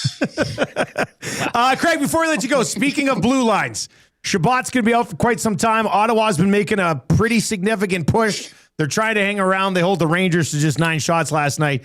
But that's a huge loss on the back end for the Senators. Well, it's huge because Thomas was playing so well. I mean, he played really well last year, too. No Jake Sanderson either. Yeah. So it's not a double whammy. It's a quadruple whammy. And I think they've been really well coached. I think Travis Green has done a good job. The goaltending has been good, obviously 9 shots against. But I think that, this just makes it a little bit harder for the Ottawa Senators. And given the fact that they went through call it a 40-day stretch of really bad goaltending in the absence of Linus Ullmark, this might be the part that really becomes tough to overcome. They made a really good push. They're there, but the road just became a lot more difficult. As always, Craig, we love it, man. Happy we were able to make it work, and we'll do it again next week. Yeah, and we'll make it work next week. We won't have to do the loop around. Yeah, well, it worked really well, though. I couldn't even tell anything was different. Yeah. All right, man. See you later. And if not, I'm going to bring my ventriloquist. See you guys next week. Oh, it's okay. See you later, Craig. There you go. That's Craig Button. If he brings out a wooden miniature of himself, that would be amazing. With the same clothing. I do like the idea of Craig Button's sock puppet. Yeah. Hey, can we make that work? I think that would be. I think that would be pretty funny. Craig joined us on the Firehouse Subs hotline. 15 Firehouse Sub locations across Edmonton, the greater area. Easy, super easy to grab a hot and hearty sub close to home. Firehouse Subs, hot, hearty, and made to satisfy. Boy, Button's got a lot that we can dive into there. We got confessions coming up, and then we're going to get fired up at 7:45 and come back around to this Oilers roster for tonight, and specifically the Wallman and Bouchard pairing. And it's funny because Craig brought up Knobloch having amnesia by playing Ekholm on the right side because of last year's playoffs. Whereas I'm wondering if he had amnesia because last time he played Bouchard and Wallman together, it lasted for like 10 minutes. Yeah. I'm not talking 10 minutes of total ice time together. I'm talking like 10 minutes into the hockey game. So we're going to come back around to that. But if you want to chime in on anything Craig had to say, 780-218-9999, 780-218-9999. Yeah, the IQ point had a lot of people talking. Either agreeing or disagreeing with Well, Craig. it's one of two things. You're either not smart enough to know where the coach wants you to be, or you're not committed enough to be there. Right. It's one or the other. Also, he mentioned a Whirling Dervish. There was a great pizza place in Lethbridge back when I lived there called the Whirling Dervish. Whirling Dervish. Oh, delicious. We love that place. All right. Play Alberta early bird bet of the day. Don't necessarily want to throw the money line on here with the way that they've been playing as of late. I mean, are they, what's Hernan always say? They're due. But I'd rather just do some player props tonight. Not a divisional game scheduled loss. You could argue. And you can't say scheduled loss this morning. Like it's, I don't think people take that very well. Oh, no. With that being said, it was pointed out that you probably save Ingram for the Vegas game. Somebody brought that up. Because it's more important than this Utah Somebody game. brought that up in the Paris Jewelers inbox. And I wanna give I credit fully to that. support that. Yeah, I it do was a great support take. All right, Father. give me a player prop for tonight's game for the Oilers. Let's do this. We'll put something together right now. Edmonton Oilers, Utah Mammoth tonight. Usually we would go like McDavid 2 points and Oilers money line and somebody else, but I don't want the money line to ruin this thing tonight if need be. Or do we just have faith? No, let's skip it. Let's skip the money line tonight. Let's go with a couple of let's go with a few player Valiant props. effort, though. You tried. Yeah, you tried. yeah. You went there. You questioned it. Well, like, for example, last night in the Lakers game, we hit the player props. Luka had an awful game, still had over 30 points. And LeBron, what we need, 5 assists, he had 10. Trev, give me a player you like tonight. Yeah, like, you can go with a point. You can go with you could go with a goal if you wanted, but that's not necessary. What do you? I was give me a guy. leaning goal, but maybe I'll wait. just go point. Who were you thinking though for goal? Let's talk about it for a second. I'm going into Hernan's mind. He's due. This player is due. God, he's in the top 6. Jack Roslovic. I'll go with a Jack Roslovic point. Roslovic point. I'll play safe, Okay. but All right. maybe a goal. Okay. Well, Jason and Leduc thinks Hyman is due. I could argue like a Hyman point. He says Hyman goal. I'm in goal. I like that. Rick, what are you picking? Are you going to go with Hyman goal or no? I will go with Jason and Leduc, and if I'm wrong, I'll blame you, Jason. All right, so we're on Hyman Your goal, idea. Yeah. Roslovic point. I like that. I'm out of the blame. It's all on you, Jason and Leduc. I'll get ahead of it, and I might be wrong, but I don't like the Hyman goal pick. Really? He's not on McDavid's line tonight. Don't look at me. Ooh, that's right. Ooh. You know? Ooh. Somebody got to use their game sense around here. No point. I'm in points. Let's go. You want to go Hyman point? Mind you, if he gets a point, it's probably going to be a goal. True. All right, now I'm going to go Connor McDavid over 1.5 points. After you come out and say what you say on Saturday, then had to. I mean, there should be some added motivation here for 97. Hampton Steve wants a Dylan Gunther goal tonight. You're sick. And I think he's got 6 in his past 10. You're sick. Former Oil King. What's that? I don't mind that. What about Gunther point instead of Hyman? Yeah. Sign me And up. you still really like this Roslovic point? Yeah. All right. So we'll go Roslovic point, Gunther point, McDavid 2 points. Sound good? Okay. I'll send that over to the Play Alberta crew. That'll pop up on our EST specials page. Remember, if you are going to gamble, set a budget before you play. Use your game sense. Edmonton Sports Talk is presented to you by Play Alberta. That'll be our early bird bet of the day. That'll be sent over immediately. Should be up in about 5 minutes on the EST specials page. All right, weekly confessions. What do you need to confess? 780-218-9999. 780-218-9999. The Godfather does say, Dusty, come on. Hyman's going to be back on Connor's line after 6 minutes. It's a good point. No, Gunther, Roslovic, McDavid. McDavid with 2 to get this team back on track. That's what we'll go with. If you are listening on the radio, a couple minutes of commercials, quick traffic update, then we're going to be right back with you. Don't go anywhere. If you are listening online, Hamblin Point? tune in, iHeart, YouTube. YouTube, if you're watching on YouTube today, hammer the thumbs up for us. We do have a sports update coming your way. Brought to you by the great staff at Park Mazda and dealer principal Mitch Lewicki, who's on Bouchard to have 3 points tonight. Visit them at 983 1st Street in Sherwood Park.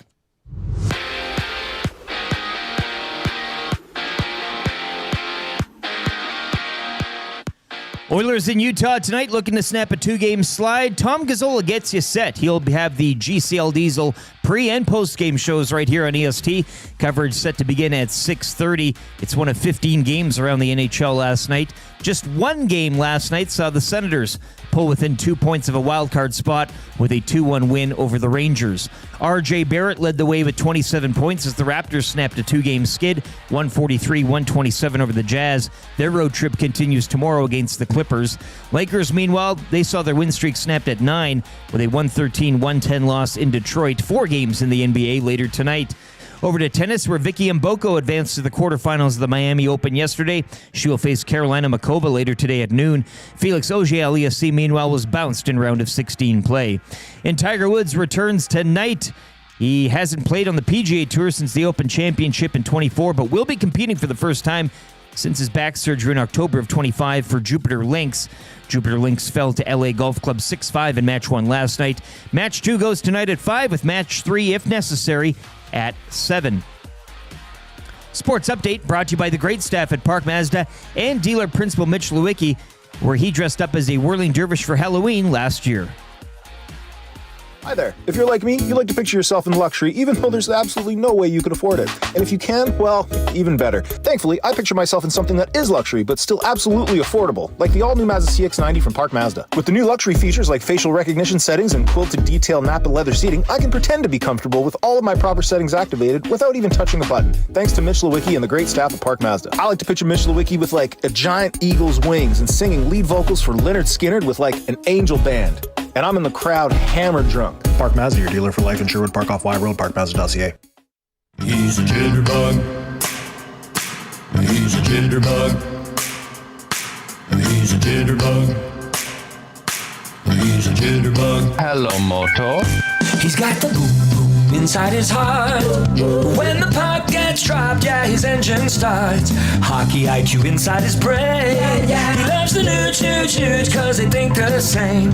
But something's bugging you. He's got no size, that's okay. He's got that look in his eyes. He's just streaking down the ice. Fans are shrieking cause they wanted him to score twice. Another goal for Yamamoto. He's got the goal, he's all saying, oh no. Another goal for Yamamoto. You don't want to miss it when he plays with Dry. Another goal for Yamamoto. He'll get help, but he'll just do it solo. Another goal for Yamamoto.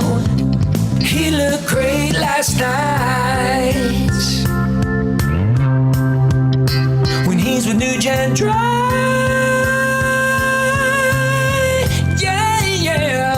He busts his balls each and every game. Became a fan favorite when he trolled the Flames. Makes the top 6 seem like it's real. If he don't have the puck, you know he'll get a steal. You call him Yamo, cause that's his name. You're going crazy cause you just love his game. Don't worry buddy, that's alright.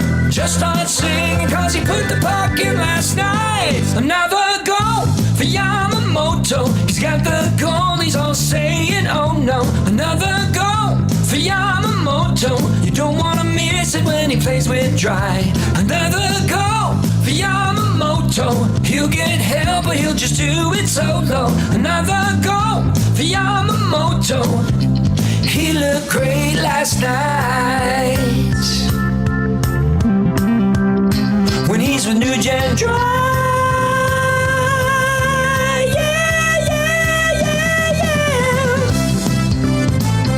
Yamamoto goal song.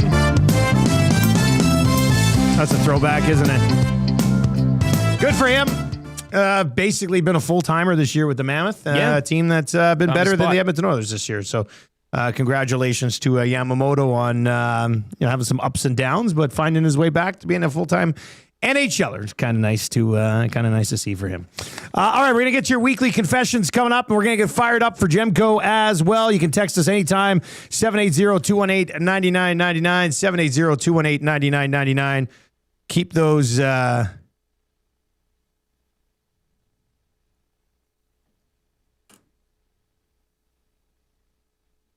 When did... Or keep those text messages coming in, 780-218-9999. We'll get to a few more of those as we work our way through the show today. Weekly Confessions brought to you by Spectrum Rental, where they confess to not sending in a text this morning with their confession. Spectrum Rental. I bet that pops up later in the show. Where is it? Like, these guys are automatic. They usually text it in, and I'm not seeing it anywhere today unless they texted in. No, we've gone back. I like how it's a different... I'm worried about the team over there. Bruce, a different employee has to do this every week. And and that guy lost his... Yeah, Greg. He's in trouble now. He's going to get a... Yeah, that'll be where we confess that Greg's been fired. Yeah. Only at Spectrum Rental. All right, Rick, what are you confessing today, buddy? Wife's not home for supper tonight, so I'm going to be having some hamburger helper tonight for supper. Don't tell anybody. What flavor are you going with? It's the cheese penne, type 3 cheese. Did you consider the stroganoff for a little bit? I have, when I go to the grocery store and I see the candy lineup of all the flavors, I don't normally buy that. I did buy the beef and noodle, just straight up beef noodle. Oh, yeah. And it's a bigger box. I don't know why. Bigger That's noodles. I don't know. Must be bigger noodles. Something like that. I could think of, yeah. But when she's away, I play. And, that sounds nice. Because she hates the stuff. So whenever she's... That makes sense. It's either donair or hamburger helper. And in this economy, I'm sticking at home. Could I throw something else at you? Donair for lunch right after work, hamburger helper for dinner. Well, I have a smoky in the fridge, so I'll probably heat up. All right, so it's going to be an outstanding food day. I've also confessed I'm coming hard after Popeyes now. The flounder? Look, what we did with the whistle dog, and now Popeyes Canada, which I don't know what happened there. They're kind of like Spectrum Rental. They haven't tweeted since September 28th of 22. What? But dormant. I'm going to wake them up, and so let it be known that I am now going full bore into at least asking politely at first for them to kindly bring back the flounder sandwich. It worked with the whistle dog. But you put in 4 years of that. And they don't have I don't know who they're. They don't have the little man with the small feet doing their promotional stuff. I don't know if we can, but maybe we'll get in touch with that documentary crew and we could do a. I mean that, or I could just fire Furby, who owns all the Popeyes in town. A text. Well, we have a guy on the inside. He's the guy, I guess. Flounder, he's the guy. Yeah. Well, yeah. Look. Next time you have a conversation with him, just mention near the end of it. What's the deal with the flounder? Yeah. Just and just put the idea, plant the seed, and then it'll grow into a nice, big, beautiful flounder sandwich. So I'm going full bore, full court press at Popeyes Canada to bring back the flounder sandwich. All right, Trev, what are you confessing today, buddy? And you can text your confessions to us, 780-218-9999. Yeah, well, last week, Spider-Man trailer came out, and it was awesome. I'm confessing that I'm still holding on to the idea that one day I will play and I will be Spider-Man in a movie. That's what I'm confessing. I've always wanted to. Serious right now? Yep, I've always wanted to. I'm still in the age. I was just looking at it, although it's very unlikely. Man, that's my... Growing up, you always want to be something. You look at the movies, you're like, oh, that'd be so cool to play that.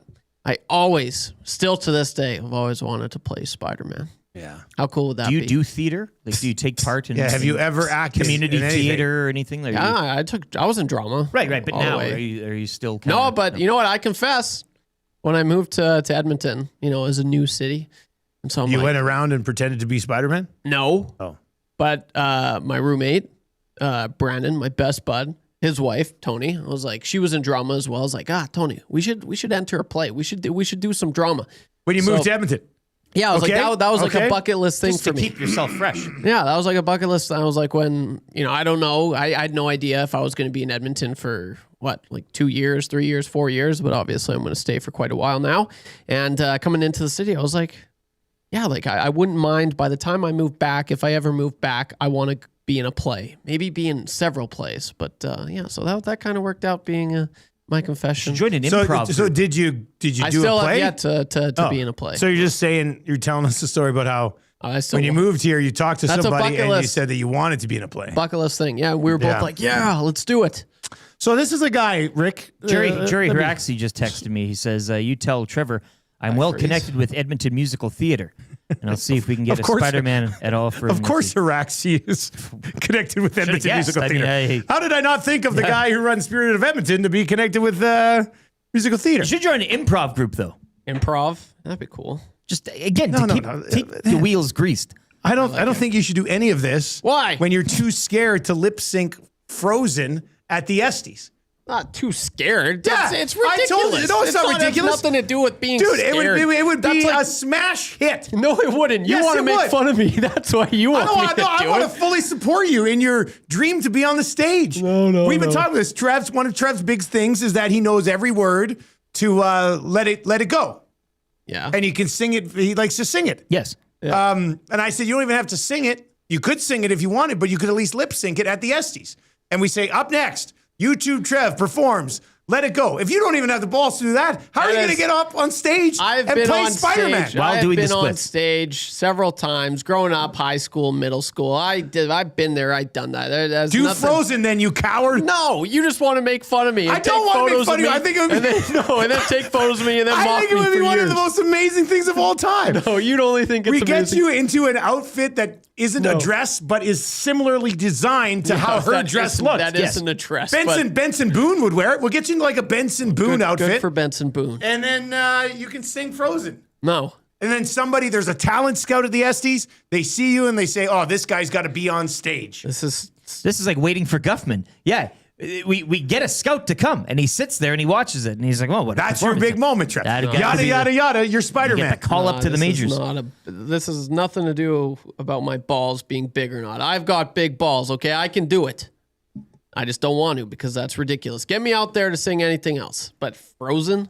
Where do you come out on anything else? I like the idea at the next Estes, and for all of you radio listeners, the Estes are our annual Edmonton Sports Talk Award show. We rent the Garneau Theater, and it's an amazing night. Play on the ESPYs. I do like the idea of all of a sudden somebody in a full Spider-Man costume like comes flying down from the roof. Yeah, and it's me. That could be. Now that would be awesome. That would get the attention of Hollywood. They'd be like, what "Look about at this Spider-Man." What if we meet in the middle? You dress up as Spider-Man, but you sing "Let It Go." Just cover my face. Can I only if I have like the full suit, my face. So you my would mask is on. at the Estes, I'd you would consider go it. up in a full Spider-Man suit and not lip sync, but sing "Let It Go." Only if there was like an action scene where I had to take out people. Okay, that's good. We'll have two bad guys attack you from behind, and then like where there's a musical interlude, and then you turn around, you punch them out, and then you come back and keep singing "Let It Go." Is there a way that I could fly down from the ceiling with like a rope? Because that would be cool. I'll have to talk to Awanik and the people at the Garneau Theater about that, but I feel like there's been stranger requests. Just Spider. Could you imagine? Here I go. I slip on the rope, fall. Just ooh. Okay, he's down. I don't know, man. I think there's some sort of for a guy who wants to be on the stage. Yeah. I think there's got to be some sort of opportunity for you to perform at the Estes. Okay. And you're a fan favorite. People love you. Yeah. People like laughing at me. Not necessarily with me. No. It's both. People love laughing at you and laughing with you, Trev. I know that's how I operate around here. Sure, yeah. Yeah. Yeah, that's good. Well, anyway, but kind of going back to... So you to, always wanted to be Spider-Man. I always wanted to be Spider-Man.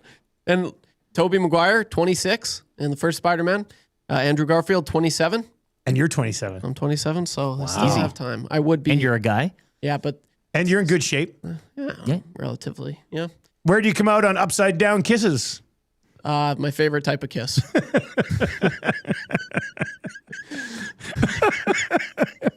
You know what? Martian Muzz went to a birthday party a couple weeks ago, and Iron Man and Batman came. Have you thought about doing some birthday party work as Spider-Man? Good as side Spider-Man, gig? yeah. Little money? Like, I mean, I've seen the videos, and I'm like, that's kind of cool. You could even do adult parties, if you know what I mean. Yeah. Right? That's more up my alley. Shooting web everywhere. Trev, please. Yeah. All right, let's move along. My confession, I had two of them. I have two confessions. And if you have a confession, 780-218-9999. Let's get Trev singing Let It Go at the Estes, man. We need some live musical performances. One, I poured my whole water out of the Brita filter today in the fridge and did not fill it back up. So whoever comes in next isn't going to have enough water for their cup. Oh, you're one of those guys, eh? I know, but it was right before the show, and I was like, oh, I'm kind of in a hurry. I don't want to spend time filling it up. Yeah. After the show, I'll go back and fill it up. And then two, I placed an order on Amazon on Sunday for something that I haven't had since I was in grade 10. Chewing tobacco. No, I've never done chew. Oh yeah, don't even get me started. You haven't messed with drugs. I forgot. The inside of my lips are completely natural. No, tearaway track pants, my man. Oh, I'm not wearing them today. Are those tearaways? They're not tearaways, but I mean the three stripes. What are you talking about? What do you get? You branded? Well, I've wrote a script for our next EST short, which are these videos we do on YouTube, like scripted little bits. And in the script, I rip off my track pants. Oh, okay. So I bought a pair of tearaways. They're sitting over in the office. And I'm very excited to put them on and then tear them off. So it's gonna be a lot of fun. That'll be fun to film. Yeah, it should be. I'm looking forward to it. I've told Trev a little bit about the storyline, and it should be pretty funny, I think. Nice. But yeah, so these tearaways, it was awesome. They came the next day. You can just go on Amazon and buy a pair of tearaway track pants, and they show up the next day. That's perfect. Yeah. So I'm pretty excited about it. Very excited about it, actually. All right, 780-218-9999, 780-218-9999. Dudley says, I can picture Trev swinging down from the roof in a full Spider-Man outfit, taking out two bad guys while singing Let It Go at the top of his lungs, and then finishing it off with splits at center stage. That's what I'm envisioning. Trev, Yes. do you know what that does? What? In show business term? That brings the house down. Oh, I would like to do that. That would be fun. Why don't you be the guy who brings the house down at the Estes, man? That would be awesome. I would like that. You should reach Han Shorkoff in the Parachuters inbox. That got me laughing. Han Shorkoff. Trev, let it go, let it go. Guy holding the rope. Okay, Trev, dead. Yeah. That's a headline, eh? Local radio sports talk station producer dies at award show after being dropped while wearing Spider-Man costume and singing Let It Go from Frozen. He said, let it go. All right. Well, there we go. That's confessions for today. Got to be something there at the Estes for old Spidey over there. That's a big one. Okay, let's get fired up for Jemco. If you were having a good time on the show, sorry to bring you back down, but we're going to talk about the Oilers. We're going to talk about the Oilers' defensive pairings for a second. Back to reality. I know that's what you really want, all you sickos. Also, portions of this hour brought to you by Hammer Injury Law. Serious injuries need a hammer. Rick Mallett of Hammer Injury Law has over 35 years of injury law experience, so don't face your insurance company alone. Contact them today for a free consultation to start your injury claim. Visit hammerinjurylaw.ca or call 1-855-98-HAMMER. Again? 1-855-98-HAMMER. Again. 1-855-98-HAMMER. Serious injuries need a hammer. Visit hammerinjurylaw.ca. All right, fired up for your Jemco fireplaces. Maybe start at the bottom and then work and our way Napoleon to the products. top. I don't want to talk about the third pair. Jemco Fireplaces, proudly serving Edmonton Air for 45 years, the authorized dealer for Napoleon fireplaces. Whether it's gas or wood burning, look no further than Canadian-made Napoleon fireplaces. All the Napoleon products you need, available at Jemco, 9281 50th Street. Okay, this is what I'm trying to get my head wrapped around. Everybody, you're all fired up about Bush and Wallman being together, and then Ekholm sliding over to the right side to play with Nurse. We know that Craig Button on the show earlier today said Ekholm on the right side doesn't make a lot of sense. And then we know that Wallman and Bouchard, the last time Knobloch tried this experiment, it didn't last through the first period. So let me ask you this, boys. Is this decision, if he goes with these D pairs today, is this the decision coming from a man who's trying to save his job or a man who feels pretty comfortable in his current position due to the fact that he's going with these lines. What say you? Fired up, Trev, for Jimko. If I got a 3-year extension set to kick in, I'm pretty comfortable myself. Like no matter what, even if you're coaching or not, you're still getting that money. It's on a contract year. Yeah, that's right. Like a lot of people. I know it doesn't answer your question, but You know what I'm saying, though, right? Yeah, absolutely, I do. Yeah. Like a lot of people are sitting here going, Knobloch's coaching for his job. Mm-hmm. And if he is coaching for his job, I would ask, well, why are you putting together Wallman and Bouchard, who haven't played together much this year? And the last time we saw it, you're like, oh my God, what are they doing? And why are you playing Ekholm on the right side with Darnell Nurse? If you were trying to coach for your job, those decisions don't make sense. So I would argue that you're all fired up, but this seems like a decision being made from a coach who feels pretty darn comfortable with his job right now. Trev, what say you, Spidey? Yeah, there's Are your no way. senses tingling? Oh, my senses, yeah. Yeah, clearly he's feeling comfortable. I'm curious, is he getting Stewart's opinion on this? Is he getting Coffee's opinion Road on Dog this? Trev just texted in and said Knob is just doing what Coffee told him to do. And if Coffee is supposed to be running the defense, then maybe there we you go. should be having a Paul Coffee conversation here. Yeah. Only when it's good. I know we only get to talk about that with good. Only when it's good. Was Coffee here the last time, Boosh? I don't think Coffee was here. Last time we saw Bush and Wallman was before Olympics, was it not? I thought it was. Was it since Olympics? I think it was since Olympics. Ugh. So Coffee's already taken a hit on this one. Yeah, but he's not willing to die on that. I don't know. I imagine he's got to be feeling pretty good because there's no other way you'd if you were really worried about your job, you wouldn't be there's surely enough you wouldn't be putting Bush and Wallman on the same pair, your first line, who didn't stand not even a single 10 minutes to the first period the last time. So yeah, I don't think he's worried at all, boys. Maybe it's a red herring to the Mammoth. You show them this, and then you look at what we got, and then you switch it a minute in. Surprise! Which yeah. will And then happen. him and Coffee walk over and fist bump each other and be like, Yeah. got him. Meanwhile, Dylan Gunther splitting Wallman and Bush. Still doesn't matter. Yeah. I mean, They started out there, give up a goal, and they're like, damn it. it's gonna last. These pairings are gonna last 10 minutes, right? I would be. There's no way. I'd be pretty surprised if they finished the game with these three pairs together. I'd be surprised. First period, Dusty. I think going into the second. They'll be switching it back. Yeah. Ekholm would be back with Bush. Yeah. I just don't understand it. I don't know what they're trying to accomplish with these. I would think by the beginning of the second period, Ekholm's back with Bush and Murphy's back with Nurse, and Wallman and Stastny are together, and one of them's playing the right side. Yeah. Maybe we're wrong. I hope we're wrong. I hope it really clicks, and all of a sudden people are like, oh my God, the new blue line looks incredible. Chris Gandon then asked Chad Bouchard to be better alone on the D than having Wallman. Maybe he just play 4 forwards and Bush. BB texts in and says over $16 million on 2 defensemen needing support/protection. Pathetic. He would be referring to Nurse with Ekholm and then Wallman with Bush. I mean, if it helps you, Wallman still only makes like 3.5. His $7 million doesn't kick in till next year.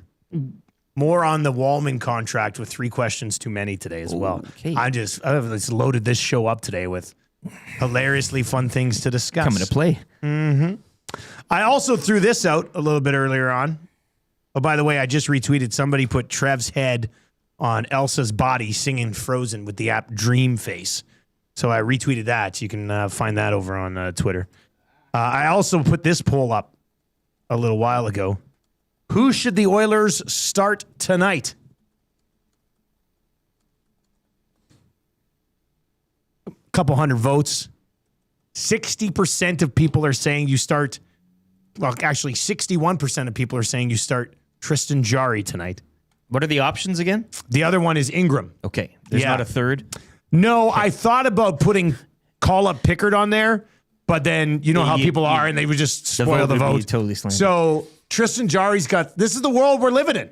This is what's happened after these last 2 games. A guy that many of you did not want to see the net ever again now has 61% of the vote to start tonight. Connor Ingram at 39%. They will split these 2 road games, I believe, is what was said yesterday. And I mean, Vegas is the more important of the two games. So that's probably the reasoning behind this. I don't think it's a lot of people just all of a sudden being like, Tristan Jarry's the guy. I think it's, if they're going to split, you'd rather give Jarry this game, even though it might be a better team. Well, not might. I think Mammoth are better than the Golden Knights so far this year. But the 2 points against the Golden Knights could go a long way in actually hosting in the first round of the playoffs. So I voted Jarry. You did, I just cast my ballot. Okay, so that increased it ever so slightly. If you do want to chime in on that, 780-218-9999, 780-218-9999 is where you can get in. All right, we've got 3 questions too many coming up. We do need one more question for 3 questions too many today. If you'd like to send it over, we got a couple of Oilers questions already. So let's go. Non-Oilers question. It could still be a hockey question, non-sports question maybe. Let's mix it up a bit. Send those questions in. And if you want to play kind of easy trivia, we've hit 5 in a row. Looking to make it 6 in a row today. If you would like to play, text Trev right now. 780-218-9999. We've got a gift certificate up for grabs to Mr. Mike's Steakhouse Casual. Yesterday's winner, Lower Management, popped by to pick up the GC and dropped off a bunch of baking yesterday. Turns out we were the winners in that Worked out really well. Hey, yeah. What was it? Like baking goods, but lower on sugar or something? Yeah, sugar-free and gluten-free. Good stuff, but you're not, like, you want to have a bit of a treat, but it doesn't keep you, it's not got that addiction, that sugar hole in it. I had a red velvet cupcake, and the icing on the red velvet cupcake, I mean, Eric could smear that over his body, and I'd lick it off. Like, it was that good. Some left in the fridge post-show, Dusty. Prove it. Nasty Club members only. Oh, by the way, shout out to the guy who's a Nasty Club member and texted in and wanted to say thank you for the tickets that we gave him to the Sharks Oilers game last week. He said he was out of town, but his son went to the game, had a good time. Thank you very much. There are benefits to being a Nasty Club member. To find out more on that, go to EdmontonSportsTalk.com, click on Nasty Club. All right, who wants to play trivia? 780-218-9999. We got trivia, we got 3 questions, and we got more previewing of this possible playoff preview between the Mammoth and the Oilers tonight. GCL Diesel Orange and Blue Breakfast around 8:30, and then the wrap for William Huff still to come as well. If you're listening on 95.7 today, we do very much appreciate the support on the FM dial, trying to do something that hasn't been done with sports talk in this country, and that is sports talk on FM radio. So please tell your friends that it's a fun experiment that's going pretty well, and hopefully they'd like the show as well. If you are on TuneIn or iHeart today, we've got a sports update coming your way. Same if you're watching over on YouTube this morning as well. We are 36 likes away from changing 200, so hammer the thumbs up for us if you are watching on YouTube this morning. Sports update is brought to you by Windsor Plywood Leduc, locally owned and operated, serving Leduc and the surrounding area since 1993. Doors, flooring, baseboards, and of course, plywood. Windsor, the experts you need to know. Go see the knowledgeable staff at Windsor Plywood Leduc.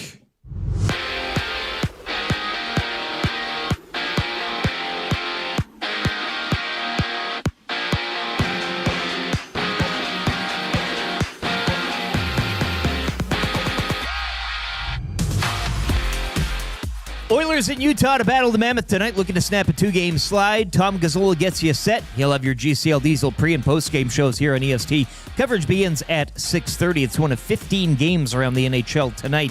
Just one last night. Ottawa Senators getting past the Rangers 2-1 from MSG. That win puts the Sens just 2 points back of a wild card spot.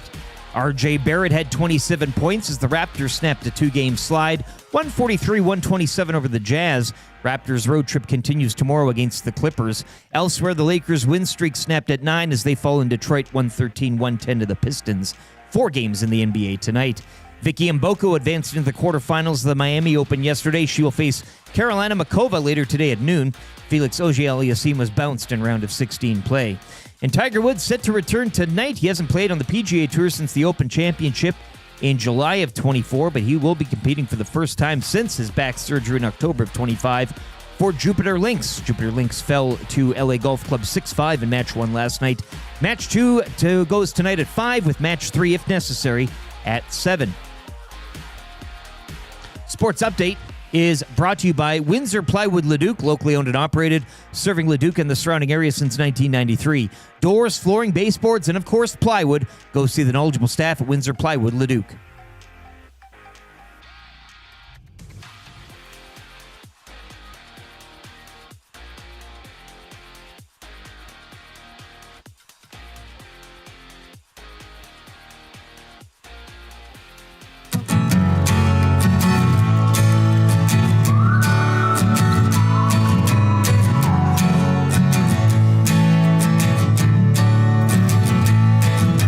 The nasty bash was awesome, so let's remember it with this song.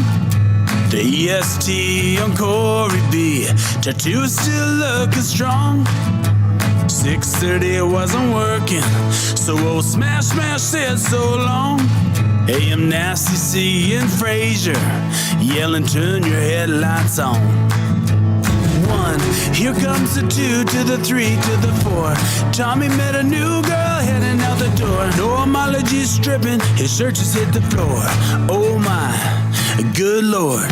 Someone poured me birdie booze on a shot ski.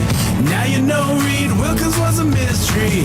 X-Ray J's pants got a little pissy. Everybody at the bash was a nasty. Everybody at the bash was a nasty. Everybody at the bash was a nasty. 6 o'clockers right and left, let me pour it on your head. Moment we won't soon forget. Hey Norm, Fergie's backpacks let us in. Made the last table again, rode it out till 2 a.m.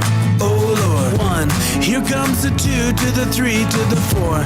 Tommy met a new girl heading out the door. No homology stripping, his shirt just hit the floor. Oh my, good lord. Someone poured me birdie booze on a shot ski. Now you know Reed Wilkins was a mystery. X-Ray J's pants got a little pissy. Everybody at the bash was a nasty. Everybody at the bash was a nasty.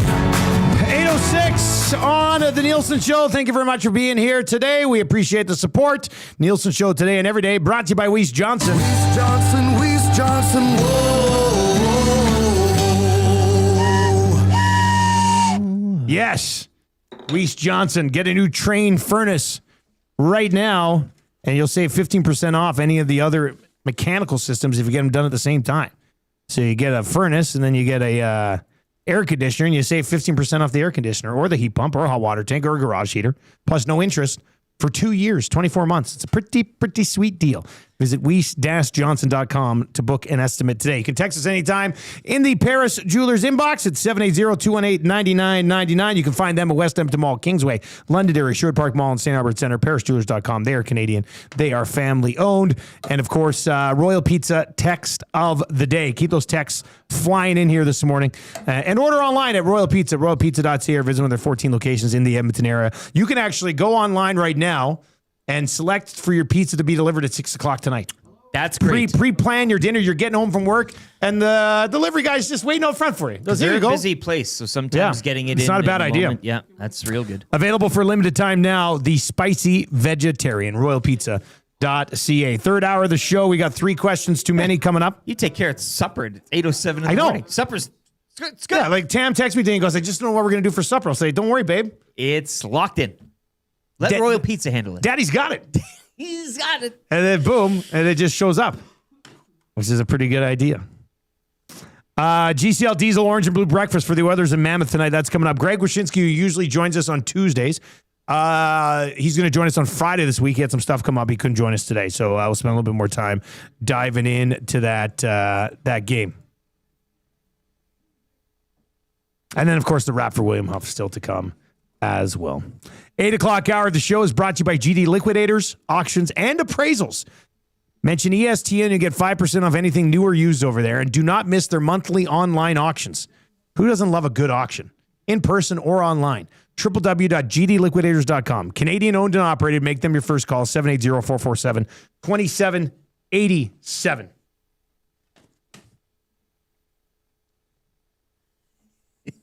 All right, we're going to play a little kind of easy trivia. We've hit 5 in a row. Gift certificate to Mr. Mike's is up for grabs. if you would like to, if you'd like to play, hopefully you got through to Trev. Well, is there a deal right now that we could know of? for Oh, is Mr. there? Mike's? I'm just I wasn't wondering sure. if there's some sort of a mode that could be activated. It's funny you ask, Eric. There is a mode that has been activated. Go on. Brought to you by Feast Mode at Mr. Mike's Steakhouse Casual. Feast Mode has been activated. For just $39.99, you'll choose between the Emperor's Caesar salad or the rustic onion soup to start. Then you get to choose between a 6-ounce sirloin with lobster butter or the grilled chicken surf combo. Feast Mode activated at Mr. Mike's.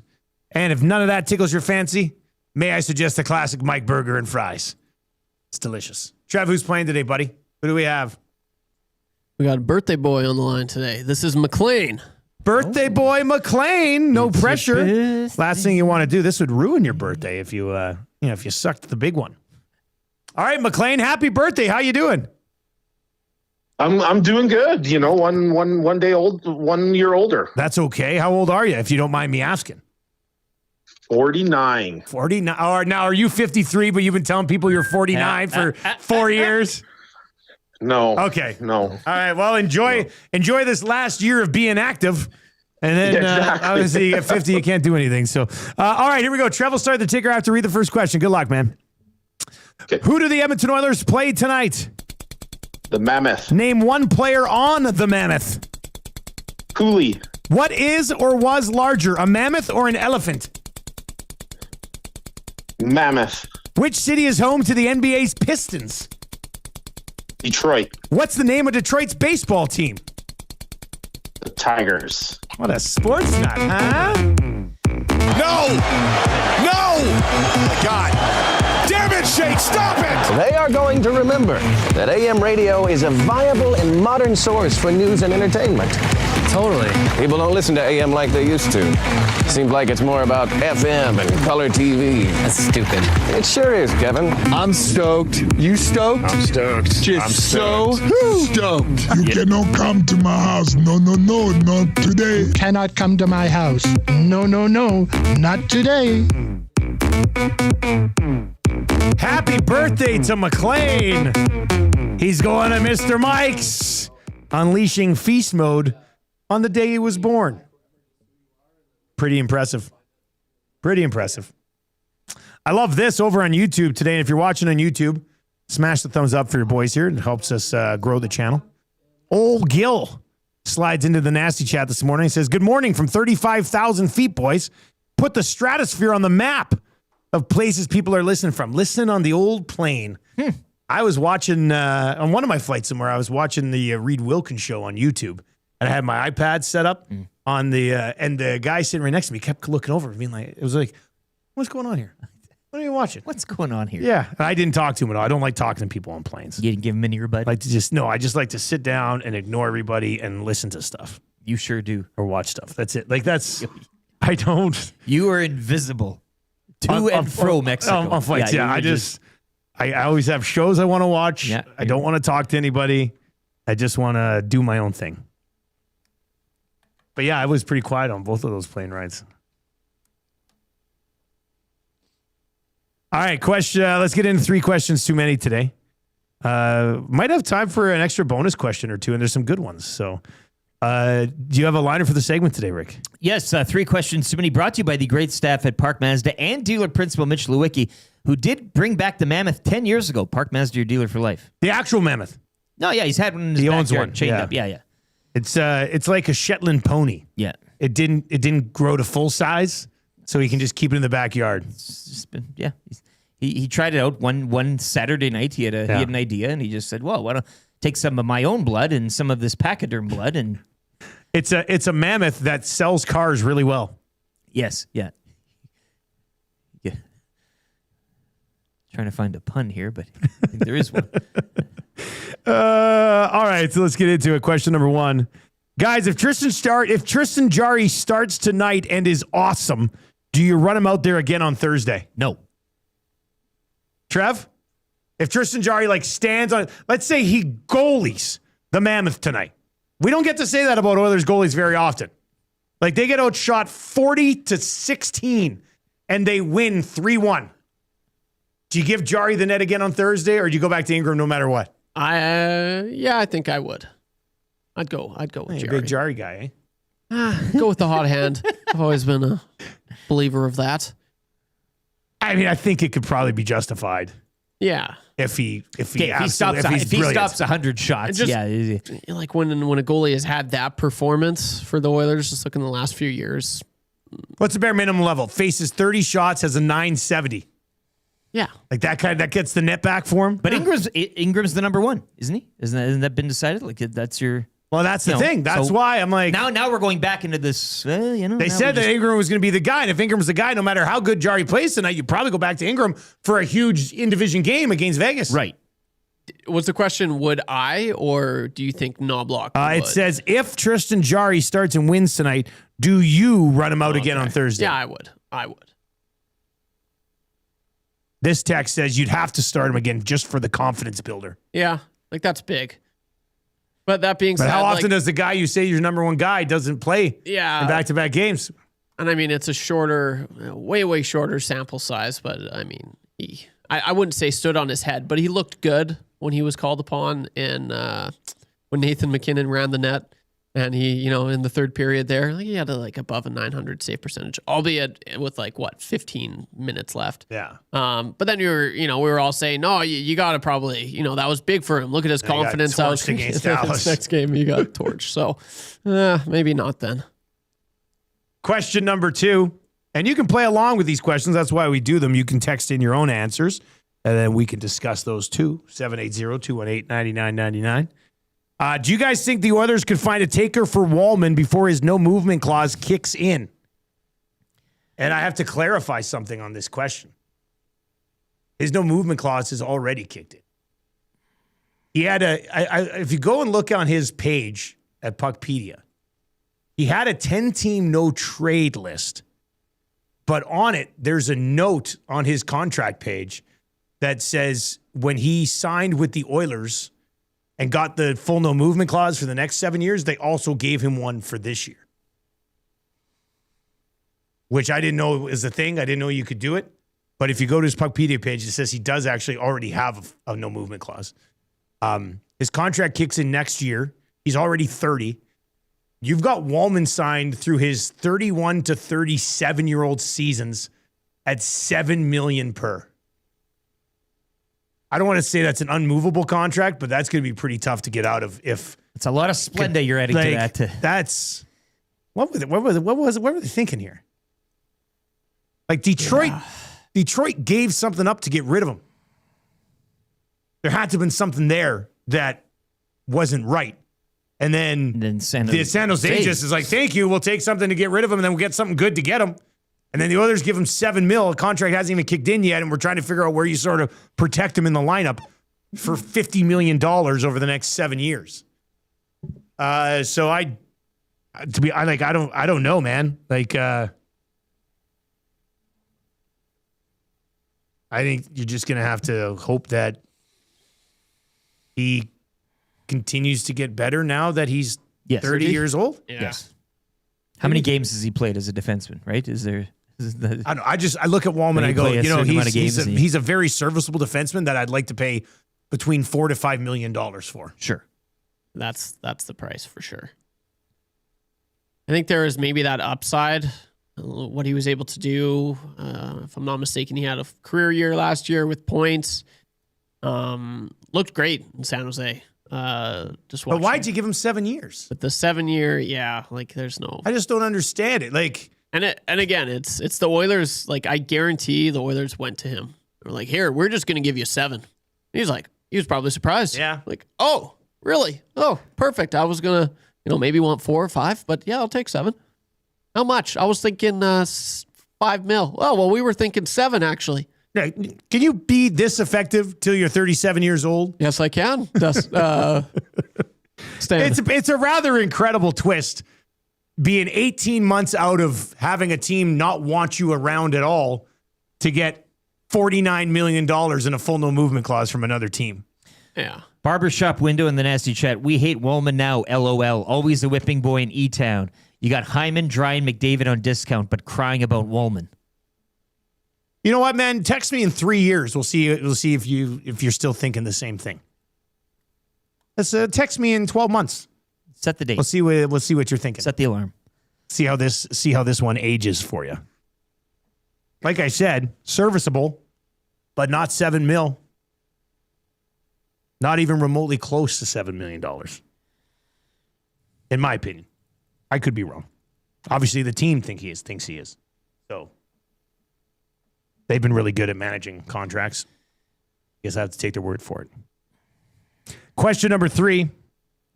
Vance Van Vandervan. For 3 questions, guys. Morpheus from The Matrix tells you you're actually in a tube being used as a battery. Do you take the blue pill and stick with your life now, or the red pill and leave the Matrix? And also to note, you're not the chosen one like Keanu Reeves. You're just some guy that they found. I'd take the red. You know what this is like. To see what to leave the Matrix? Now my life, I mean, I'd like to believe there's still some tread ahead of me, but I mean, we know life as it is. Yeah. And you know, I mean, prices are only going up, Dusty. I don't know how long I can survive it. That's true. So why not? Pretty soon you're going to have to pay for that pill. Why not take the red and go to something you don't know? And even if it is, I mean, even if we are, you know, in a giant machine boring through the, you know, it'd be something different. So yeah, give me the red. I'll take the red. I'd definitely go blue. Oh, yeah. I think I'd go blue. I mean, I'm not overly a big risk taker. And, you know, Tam, Marsh, and Muzz, I've kind of hit the family lottery. Mm-hmm. So I think I would definitely take the blue pill. Just leave me as a battery and let my brain imagine I'm living this life. I'm with blue, yeah. But Trev, what if you took the red pill and you were Spider-Man in the Matrix? Oh. Well, that's the case, then the red pill. I would take the red pill then. Yep. Fun question, though. Pretty creative from Vance Van Vandervan. Let's get to some of your text reaction on the Wallman thing. Hampton Steve says Bowman gave Wallman 7 years because he knew it won't be his problem if it doesn't work out. It'll be the next guy's problem. Probably. BB says, you win a cup with bargains, not overpriced roster fillers. Yeah, and I think Big savage. Uke in the nasty chat, you can like the player and hate the contract at the same time. I think there's lots of things. Yeah, that, as you mentioned, this isn't a full Wallman sucks. You know. No, but I also the player he is for the deal attached, and we've seen this with other players on the roster. That's the issue. I think he's very inconsistent. Sure. No, you can also comment on the player. Now that's a totally different discussion. I wouldn't agree. Like I'm not. But Wallman's not a guy that I absolutely love on the ice. No, and that's fair. But hate his contracts. He's a guy that I'm like on the ice, and then on top of that, yes, think his contract's awful. But that's the problem. Whereas if the deal was done differently or it had different numbers around it, it'd be more palatable than what it is. Dex says somebody else is probably going to give him that money. Then let them do that. Yeah, well, you don't have to. Then let somebody else pay 37-year-old Jake Wallman $7 million a year. You know, like it. Yeah, it's. I don't think you can operate in that world where somebody else can pay him, so we have to do it. Yeah, that's what that theory is. That's how you got Trent Frederick for 8 years. Right, because Trent Frederick's camp was telling the Oilers, we got other teams out there offering us 7. And the Oilers are like, no, here's 8. Somebody texted Jerry that's Maguire. That's not how you're supposed to operate. A lot of Jerry Maguire. That's not how you're supposed to operate that's not how you run an organization. It's just these agents, man. They are slick. It's like they sit down with their client and their client goes, hey man, I'm looking for $2 million more than I should make, and I want a full no movement clause and full term. And the agents probably every time are like, just a second. Hold up. Yeah. Speed dial. Can you get me Stan Bowman on 1?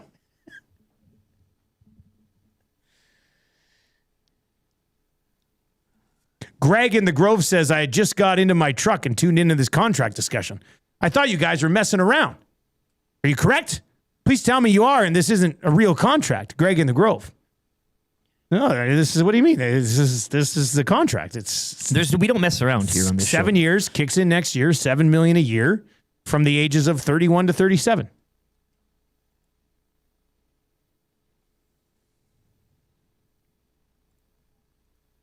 Brent P. says a lot of these bleepy deals come down to Bowman trading for them and needing to win the trade instead of letting them walk. Matt says, after how good Wallman was last year, I didn't hear many Oilers fans complaining about the Wallman deal. You only have 2 years left of competing anyway, so who cares about year 7?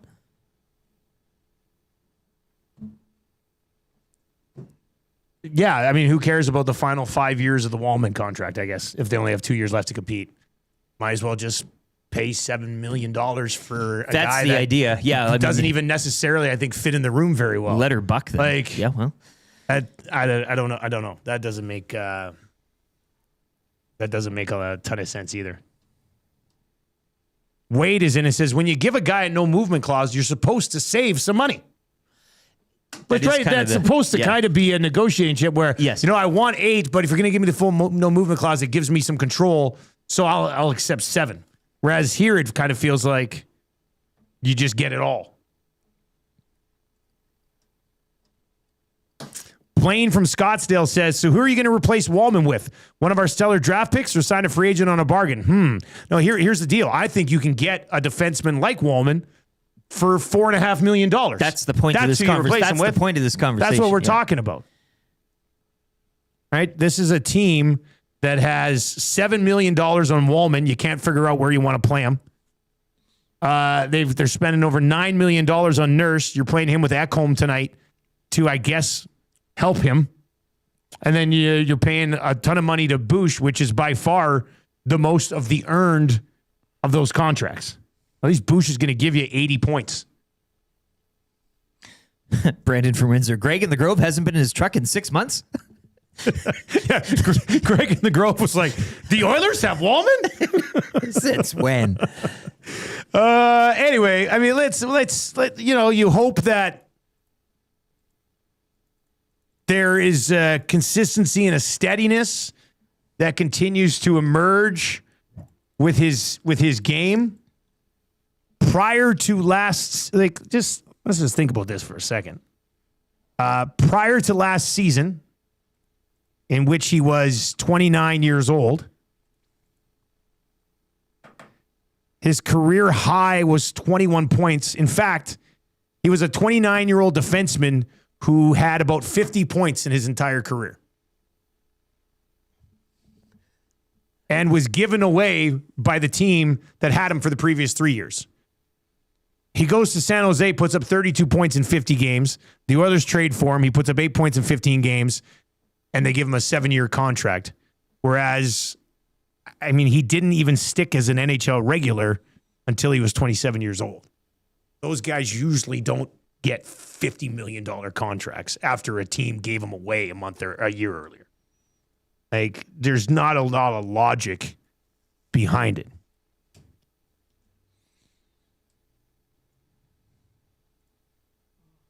But there's a lot of runway. I mean, if Frederick can kind of hit his stride at some point and Wallman can hit his stride at some point, that would be Here's hoping. That would be good, I guess.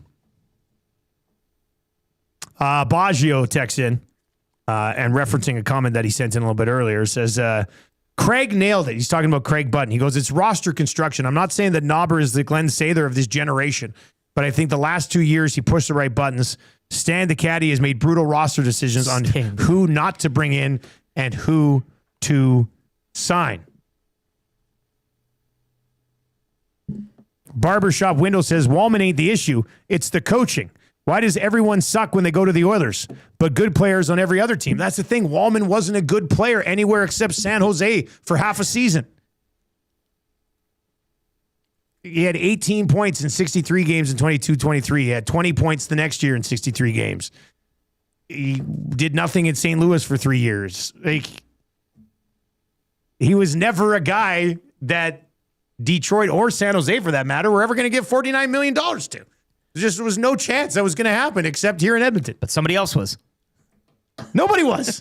I guarantee he's not taking home a $49 million 7-year commitment from anybody except this organization. Come on, that's ridiculous. 12 months before the Oilers signed him. 12 months before the Oilers signed him. He was traded with a second-round pick for future considerations. Come on, you guys. Like, is he a third-pair guy? Yeah, he's probably a third-pair guy, but you gave him $7 million. That's the frame of the conversation again. That's what we're talking about. If you want to chime in on 780-218-9999. He's with Bouchard tonight. Last time they played together didn't necessarily work. Knobloch's going to go back to it. Maybe this clicks. Maybe this clicks tonight. And then maybe Ekholm can continue to stabilize Nurse. And you're probably fine with Murphy on your third pair. I prefer him actually in their top four. Yeah. But they're going to have him on the third pair tonight. And we'll see what type of ice time he ends up getting.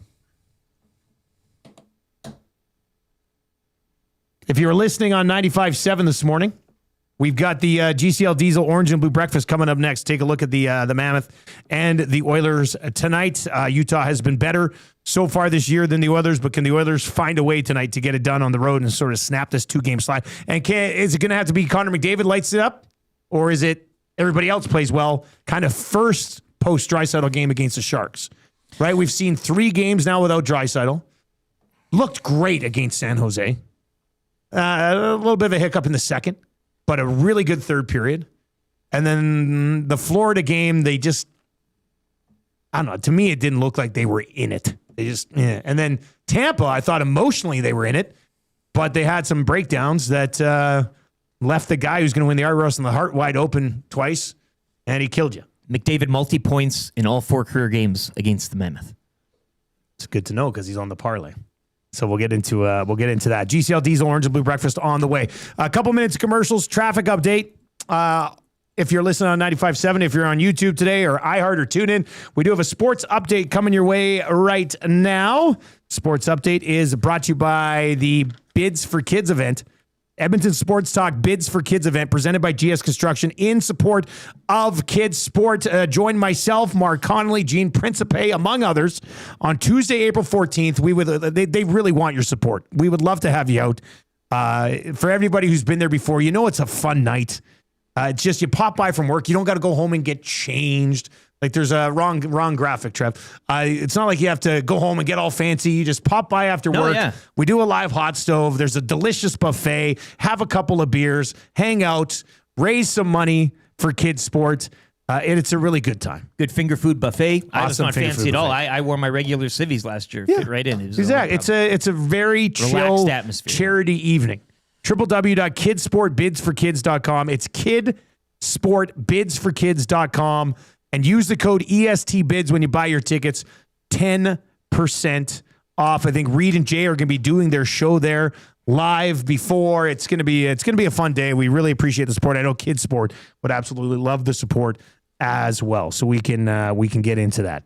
GCL Diesel Orange and Blue Breakfast is on the way. Here's the update.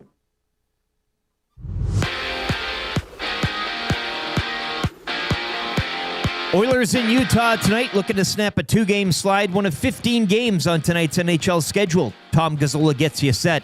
He'll have the GCL Diesel pre- and post-game shows here on EST, coverage beginning at 6:30. Just the one game last night saw the Senators edge out the Rangers 2-1, moving Ottawa to within 2 points of a wild card spot.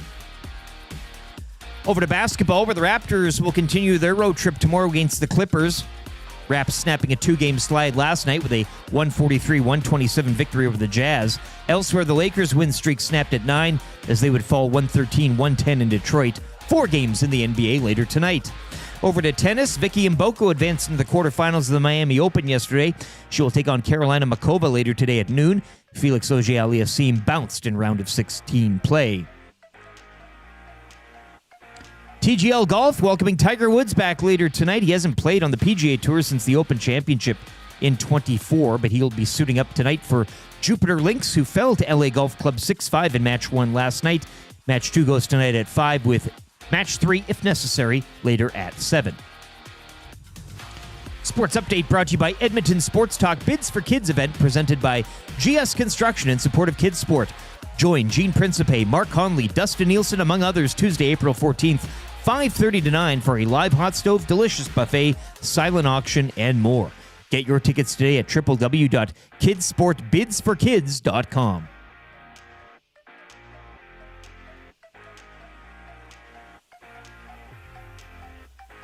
Hot tub peekaboo. Oh. Hey, hey. Hot tub peekaboo. At Glue Guys Place having some beers. Hey, hey, hot tub peekaboo. Laughing so hard you just are in tears. Hey, hey, hot tub peekaboo. Sunday afternoon, what should you do? Hop in the hot tub for some peekaboo. Hot tub peekaboo. Splashing around. Hot tub peekaboo. It's going down. Hot tub peekaboo. Where are you now? Hot tub peekaboo. Better not drown. Hey. Family's coming home, just 10 minutes to play. Wings, beers, and a hot tub. Trev's favorite day. Hot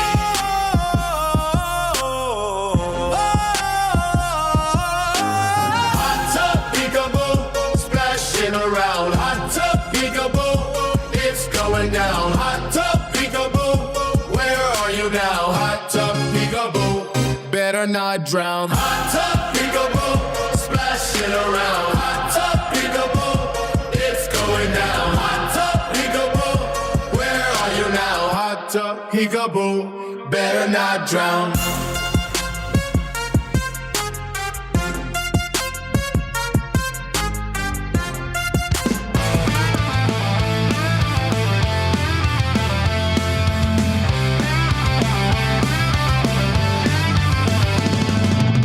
A blank canvas from head to toe. YouTube Trev has a deep desire though. For the last 10 years, all he can think. It's time to cover his body in colorful ink. Tattoo desire, nothing but a yearning fire. He likes to think about that ink, ink, ink.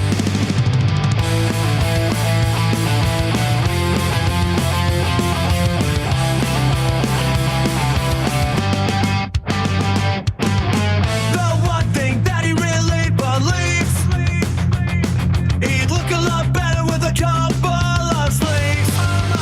Tattoo desire, nothing but a yearning fire.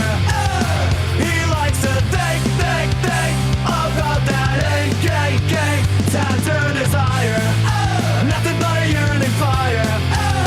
He likes to think about that ink, ink, ink. 8:36. It's a game day. The Edmonton Oilers on the road. They'll be in Vegas on Thursday. They're in Utah tonight to take on the Mammoth. We're going to get that game set up here for you with the GCL Diesel Orange and Blue Breakfast. The wrap for William Huff still to come as well. And more of your text message, 780-218-9999. I do want to get to this one from Krager. Says the salary cap is going up, and I can't remember the last time you guys or anyone else said, that's a great contract. I think management is the biggest Oilers issue. Maybe McDavid's contract, but that wasn't management.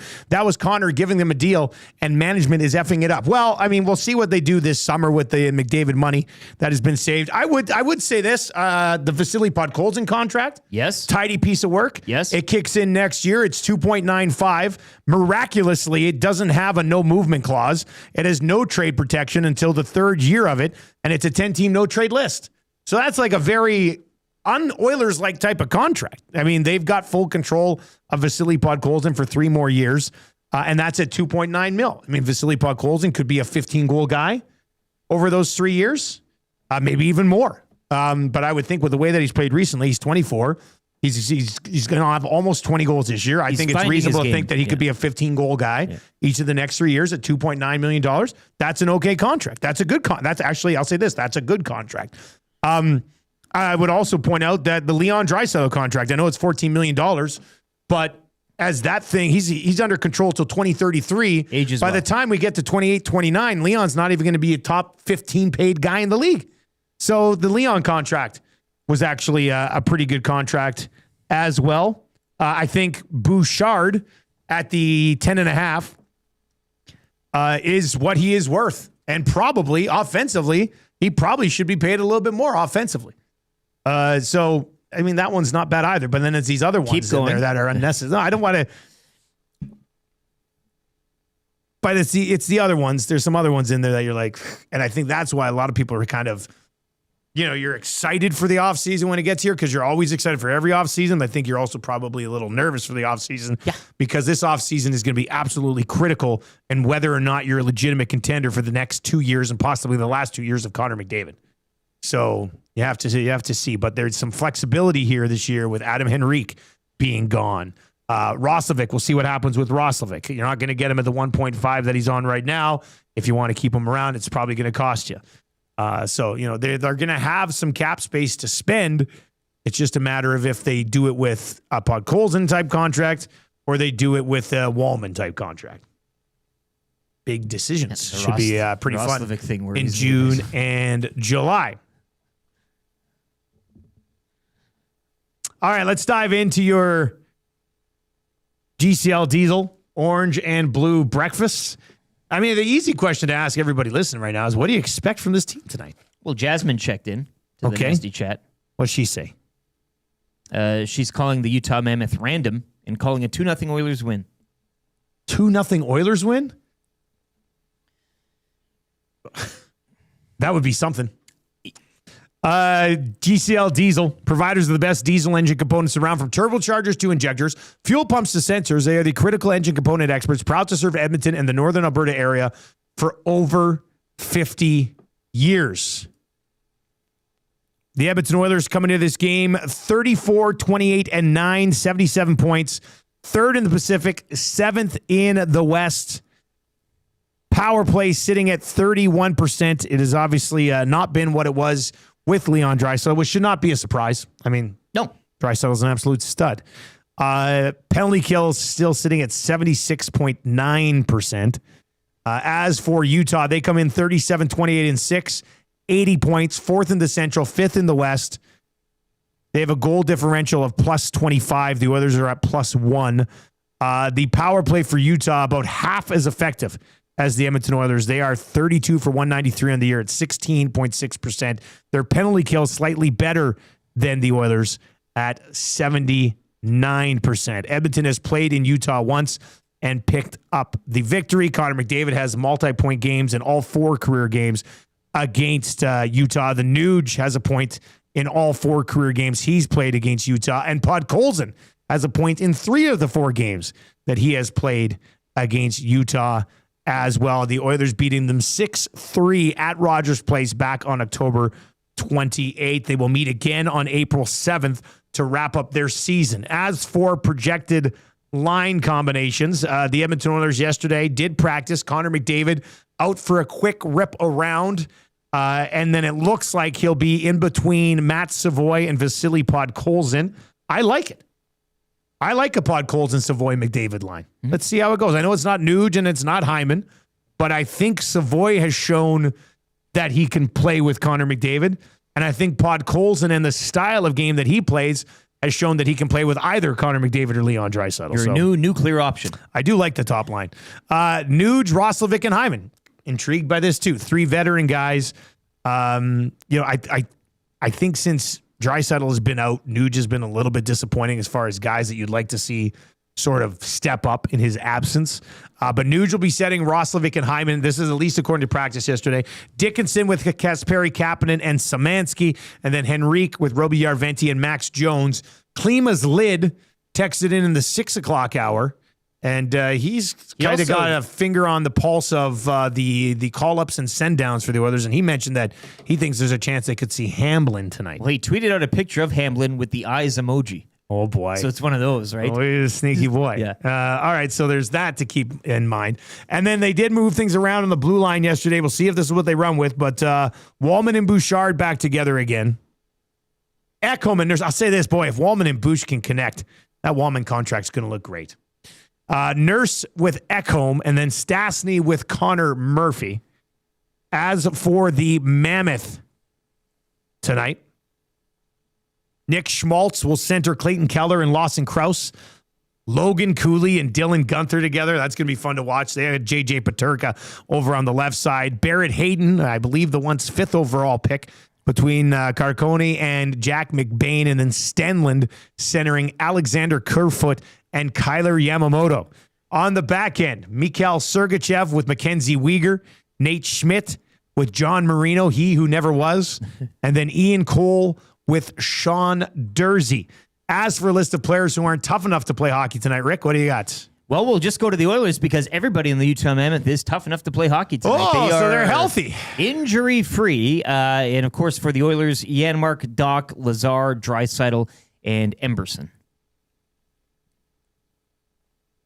The Oilers coming in, having dropped 2 in a row, 5-2 to Tampa, 4-0 to Florida. Before that, it was wins over San Jose and a Nashville team that's actually been playing pretty well as of late. Overall, the Oilers have lost 4 of their last 6. They're 2-3-1 over that stretch. Utah comes in. They've won 3 of their last 4, but prior to that, they'd lost 4 in a row. It's an interesting last 10 games here for a Utah team fighting for a playoff spot. They beat Philly 3-0. They beat Columbus 5-4 in overtime. And then 2 final games of that 4-game road trip, they lost to Chicago and then got blanked 5-0 by Minnesota. Then they went home and lost to Chicago again. I think there was a stretch there where they lost to Chicago 3 times in a 10-game stretch. They lost to the Penguins, but since then, they doubled up Dallas 6-3, impressive win. Shut out Vegas 4-0, which, I mean, shutting them out 4-0 is impressive whether Vegas is a good team this year or not. Then they lost to the Ducks 4-1, which would likely be who they're going to face in the first round of the playoffs. And then 2 days ago, they played the Los Angeles Kings and beat them 4-3 in overtime. Lieutenant Eric, what is your key to a victory tonight? Well, a few keys. And I'd start by, if you missed it, Craig Button kind of had a lowdown on the Mammoth earlier today. Watch that, rewind that. I'm an idiot. I don't know much, but Craig does. He laid out the Mammoth and what their strengths are. So go back, watch that, what the Oilers are going to have to do to counter that. You mentioned that second line from Utah. I lie. Guenther, Cooley, and Peterka. I like that. And Gunther's been hot as of late. I mean, you were going over things. He's got 3 goals in his last 5. 6 in his last 10, I do believe. So he'll be one to watch. And then I'm going to, for the Oilers, I mean, it's goaltending.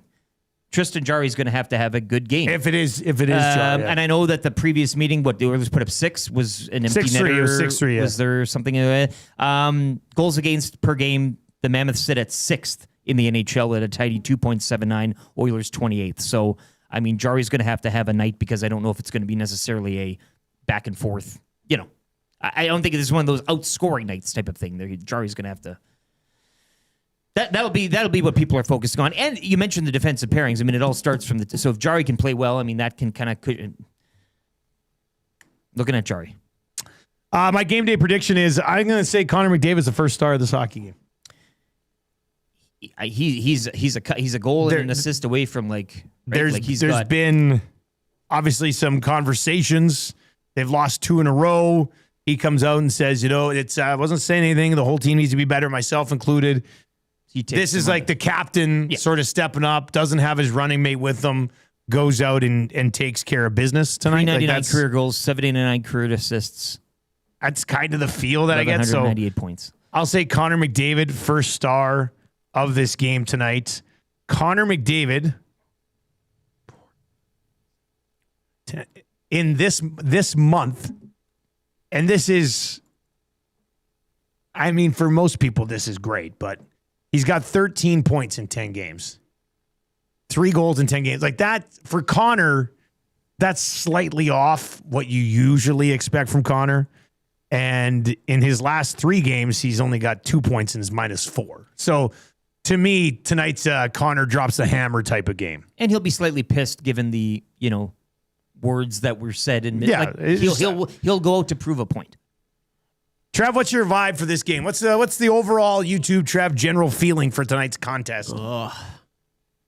Well, it's going to be a good one. I'm looking over at the Mammoth, and they're going to bring it, man. Like they're an exciting team, right up there with I wouldn't quite say, but the trajectory of this team, just the youth and the speed, they kind of remind me of the Canadians a little bit. You got the Kool-Aid. Like, that second line is awesome. Gunther's really starting to find his game on just a wicked contract over there. So I want to say, like, you have to score first for the Oilers.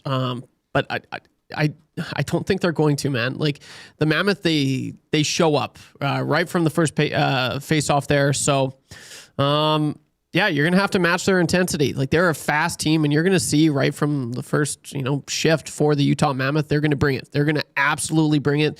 You have to bring it with them. So, I think with all that being said, it's going to be a close game.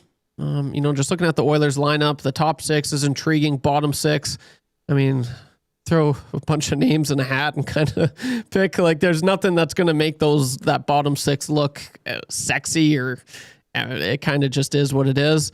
But yeah, you got to start strong and ideally score first. You can't do what you did the last time the Mammoth played you when you went down 2-0. Like, you got lucky. You scored 5 in the second. I mean, that's not cranked it up a notch there for 20 minutes. Yeah, right from the get-go. That's what I want. This is kind of a funny Big after I really like that. After Big Maple, you might want to text this one in, buddy, if you haven't already.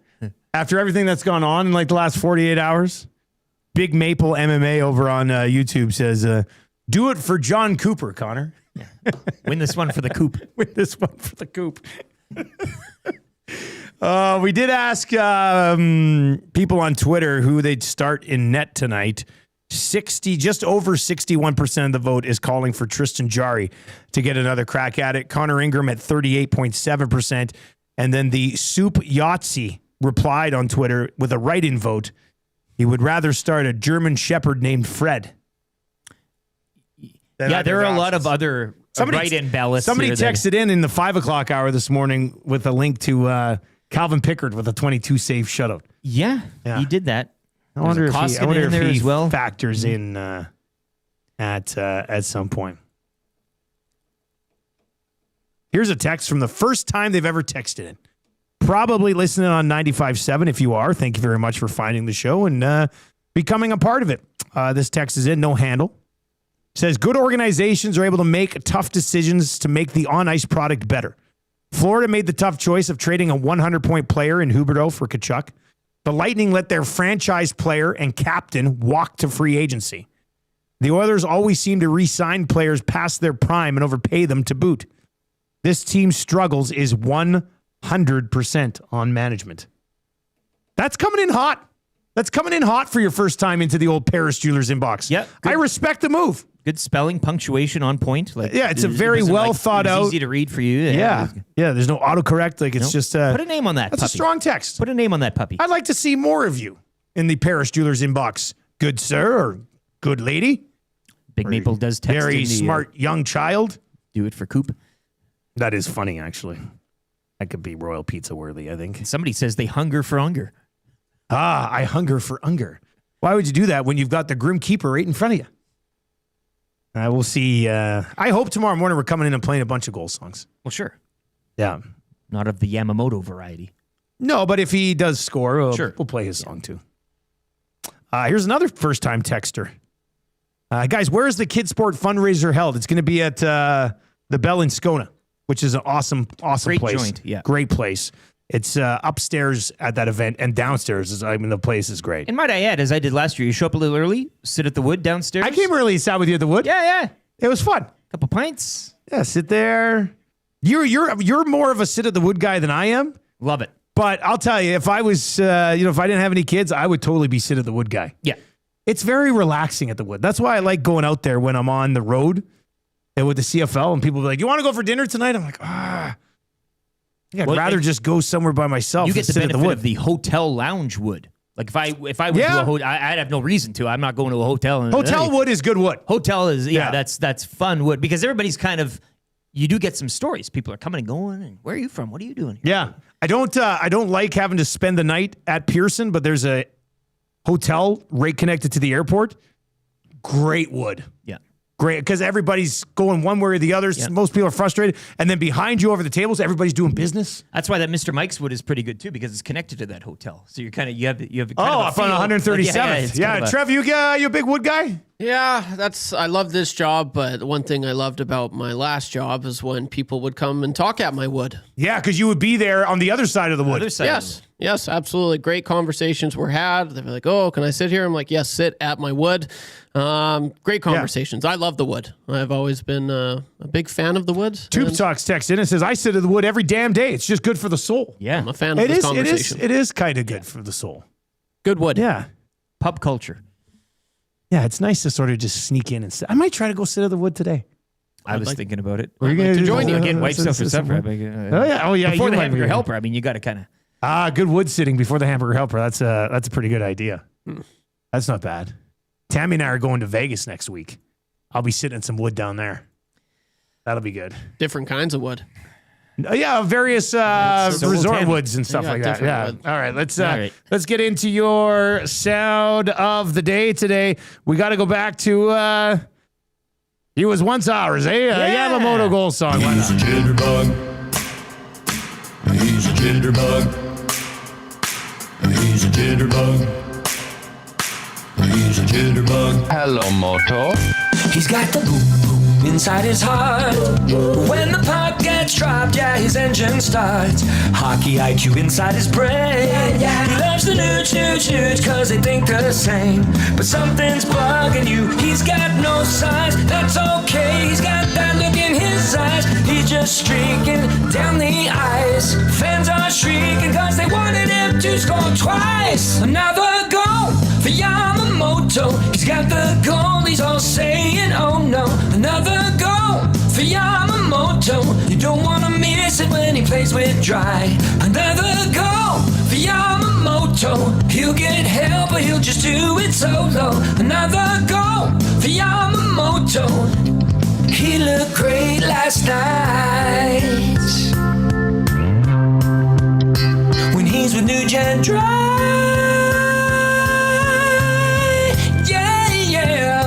He busts his balls each and every game. Became a fan favorite when he trolled the Flames. Makes the top six seem like it's real. If he don't have the puck, you know he'll get a steal. You call him Yamo, cause that's his name. You're going crazy cause you just love his game. Don't worry buddy, that's alright. Just start singing cause he put the puck in last night. Another goal for Yamamoto. He's got the goal, he's all saying, oh no. Another goal for Yamamoto. You don't want to miss it when he plays with Dry. Another goal for Yamamoto. He'll get help, but he'll just do it solo. Another goal for Yamamoto. He looked great last night when he's with New Gen Dry.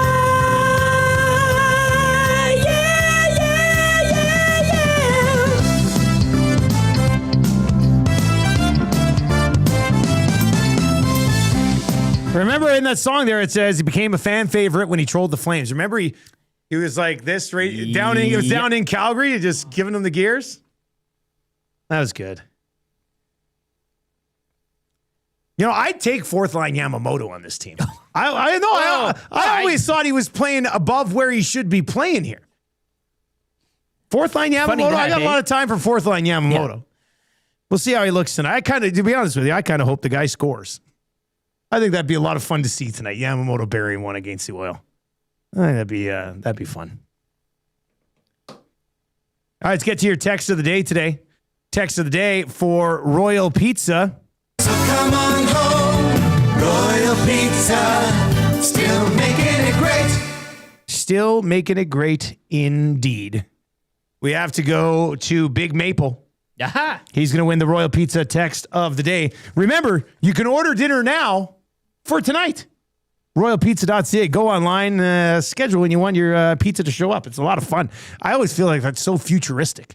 You couldn't have done that back in like 20 years ago. Yeah. That's kind of neat. RoyalPizza.ca or visit one of their 14 locations in the Edmonton area. Available now for a limited time only. The Spicy Vegetarian. Big Maple's going to win Royal Pizza text of the day today.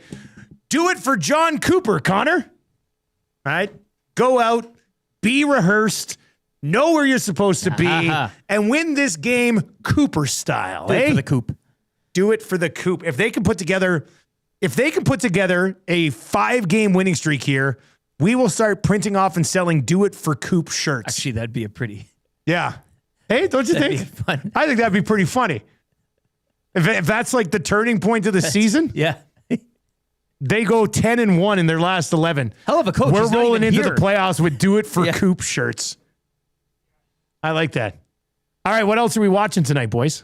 Well, I'll be watching The Hangout coming up next. Derek Van Diest from NHL.com. DVD in the house. Between Gazzola and Iwanic. So there's that. And Oilers Mammoth won 15 games on tonight's NHL sked. You know, we like to call that on the lock shop a full slate. Yep. We're going to be diving into that. A little bit of Tiger. I said last night, the TGL sucked me in. I'm hoping Tiger's playing instead of Kisner. Kisner does not belong. Like, they go to the final hole yesterday, and Sahith Theegala, who'd been pretty horrible the entire night, he looked like Tiger playing against me compared to Kisner on that final par 5. It was just, I mean, I guess he kind of got close. He had a chance to chip into par and save the hole, but it was not, he was in the fairway twice, or he was in the rough twice. I'm very excited to see. So this is the first time Tiger's like golfed in well over a year. Yeah. And they got to win match 2 to force a match 3. Absolutely, yeah. 5 o'clock match 2, 7 if necessary for match 3. So they're going to run them both tonight. Yeah. Oh, baby. Yeah, this is gonna be fun. 15 games in the NHL, a little TGL for you. Obviously, some association in the mix, and Major League Baseball just around the corner. And Vicky as and well. Boko as well. Miami Open later this afternoon. So it's a full slate. Full slate. All right, coming up next on 95.7, get you back to classic rock. We've got No Doubt, Just a Girl. That's where they go. I'm just a girl, just a girl in the world, or whatever like that. So that's coming up. And if you are listening on TuneIn or iHeart or at EdmontonSportsTalk.com or watching over on YouTube, turn on autoplay. Stick around. If you're also on there, we've got the Hangout from 9 to 11, Lock Shop 11 till noon, 2 Guys in the Goalie 12 until 1, EST Afternoons 1 until 3, The Reed Wilkins Show 3 until 6, GCL Diesel pregame show, set of the game 6:30 to 7:30, and then postgame to follow as well. Fun show today, boys. Hope we're breaking down a dub tomorrow. Hey, let's put this city in some good vibes tomorrow morning.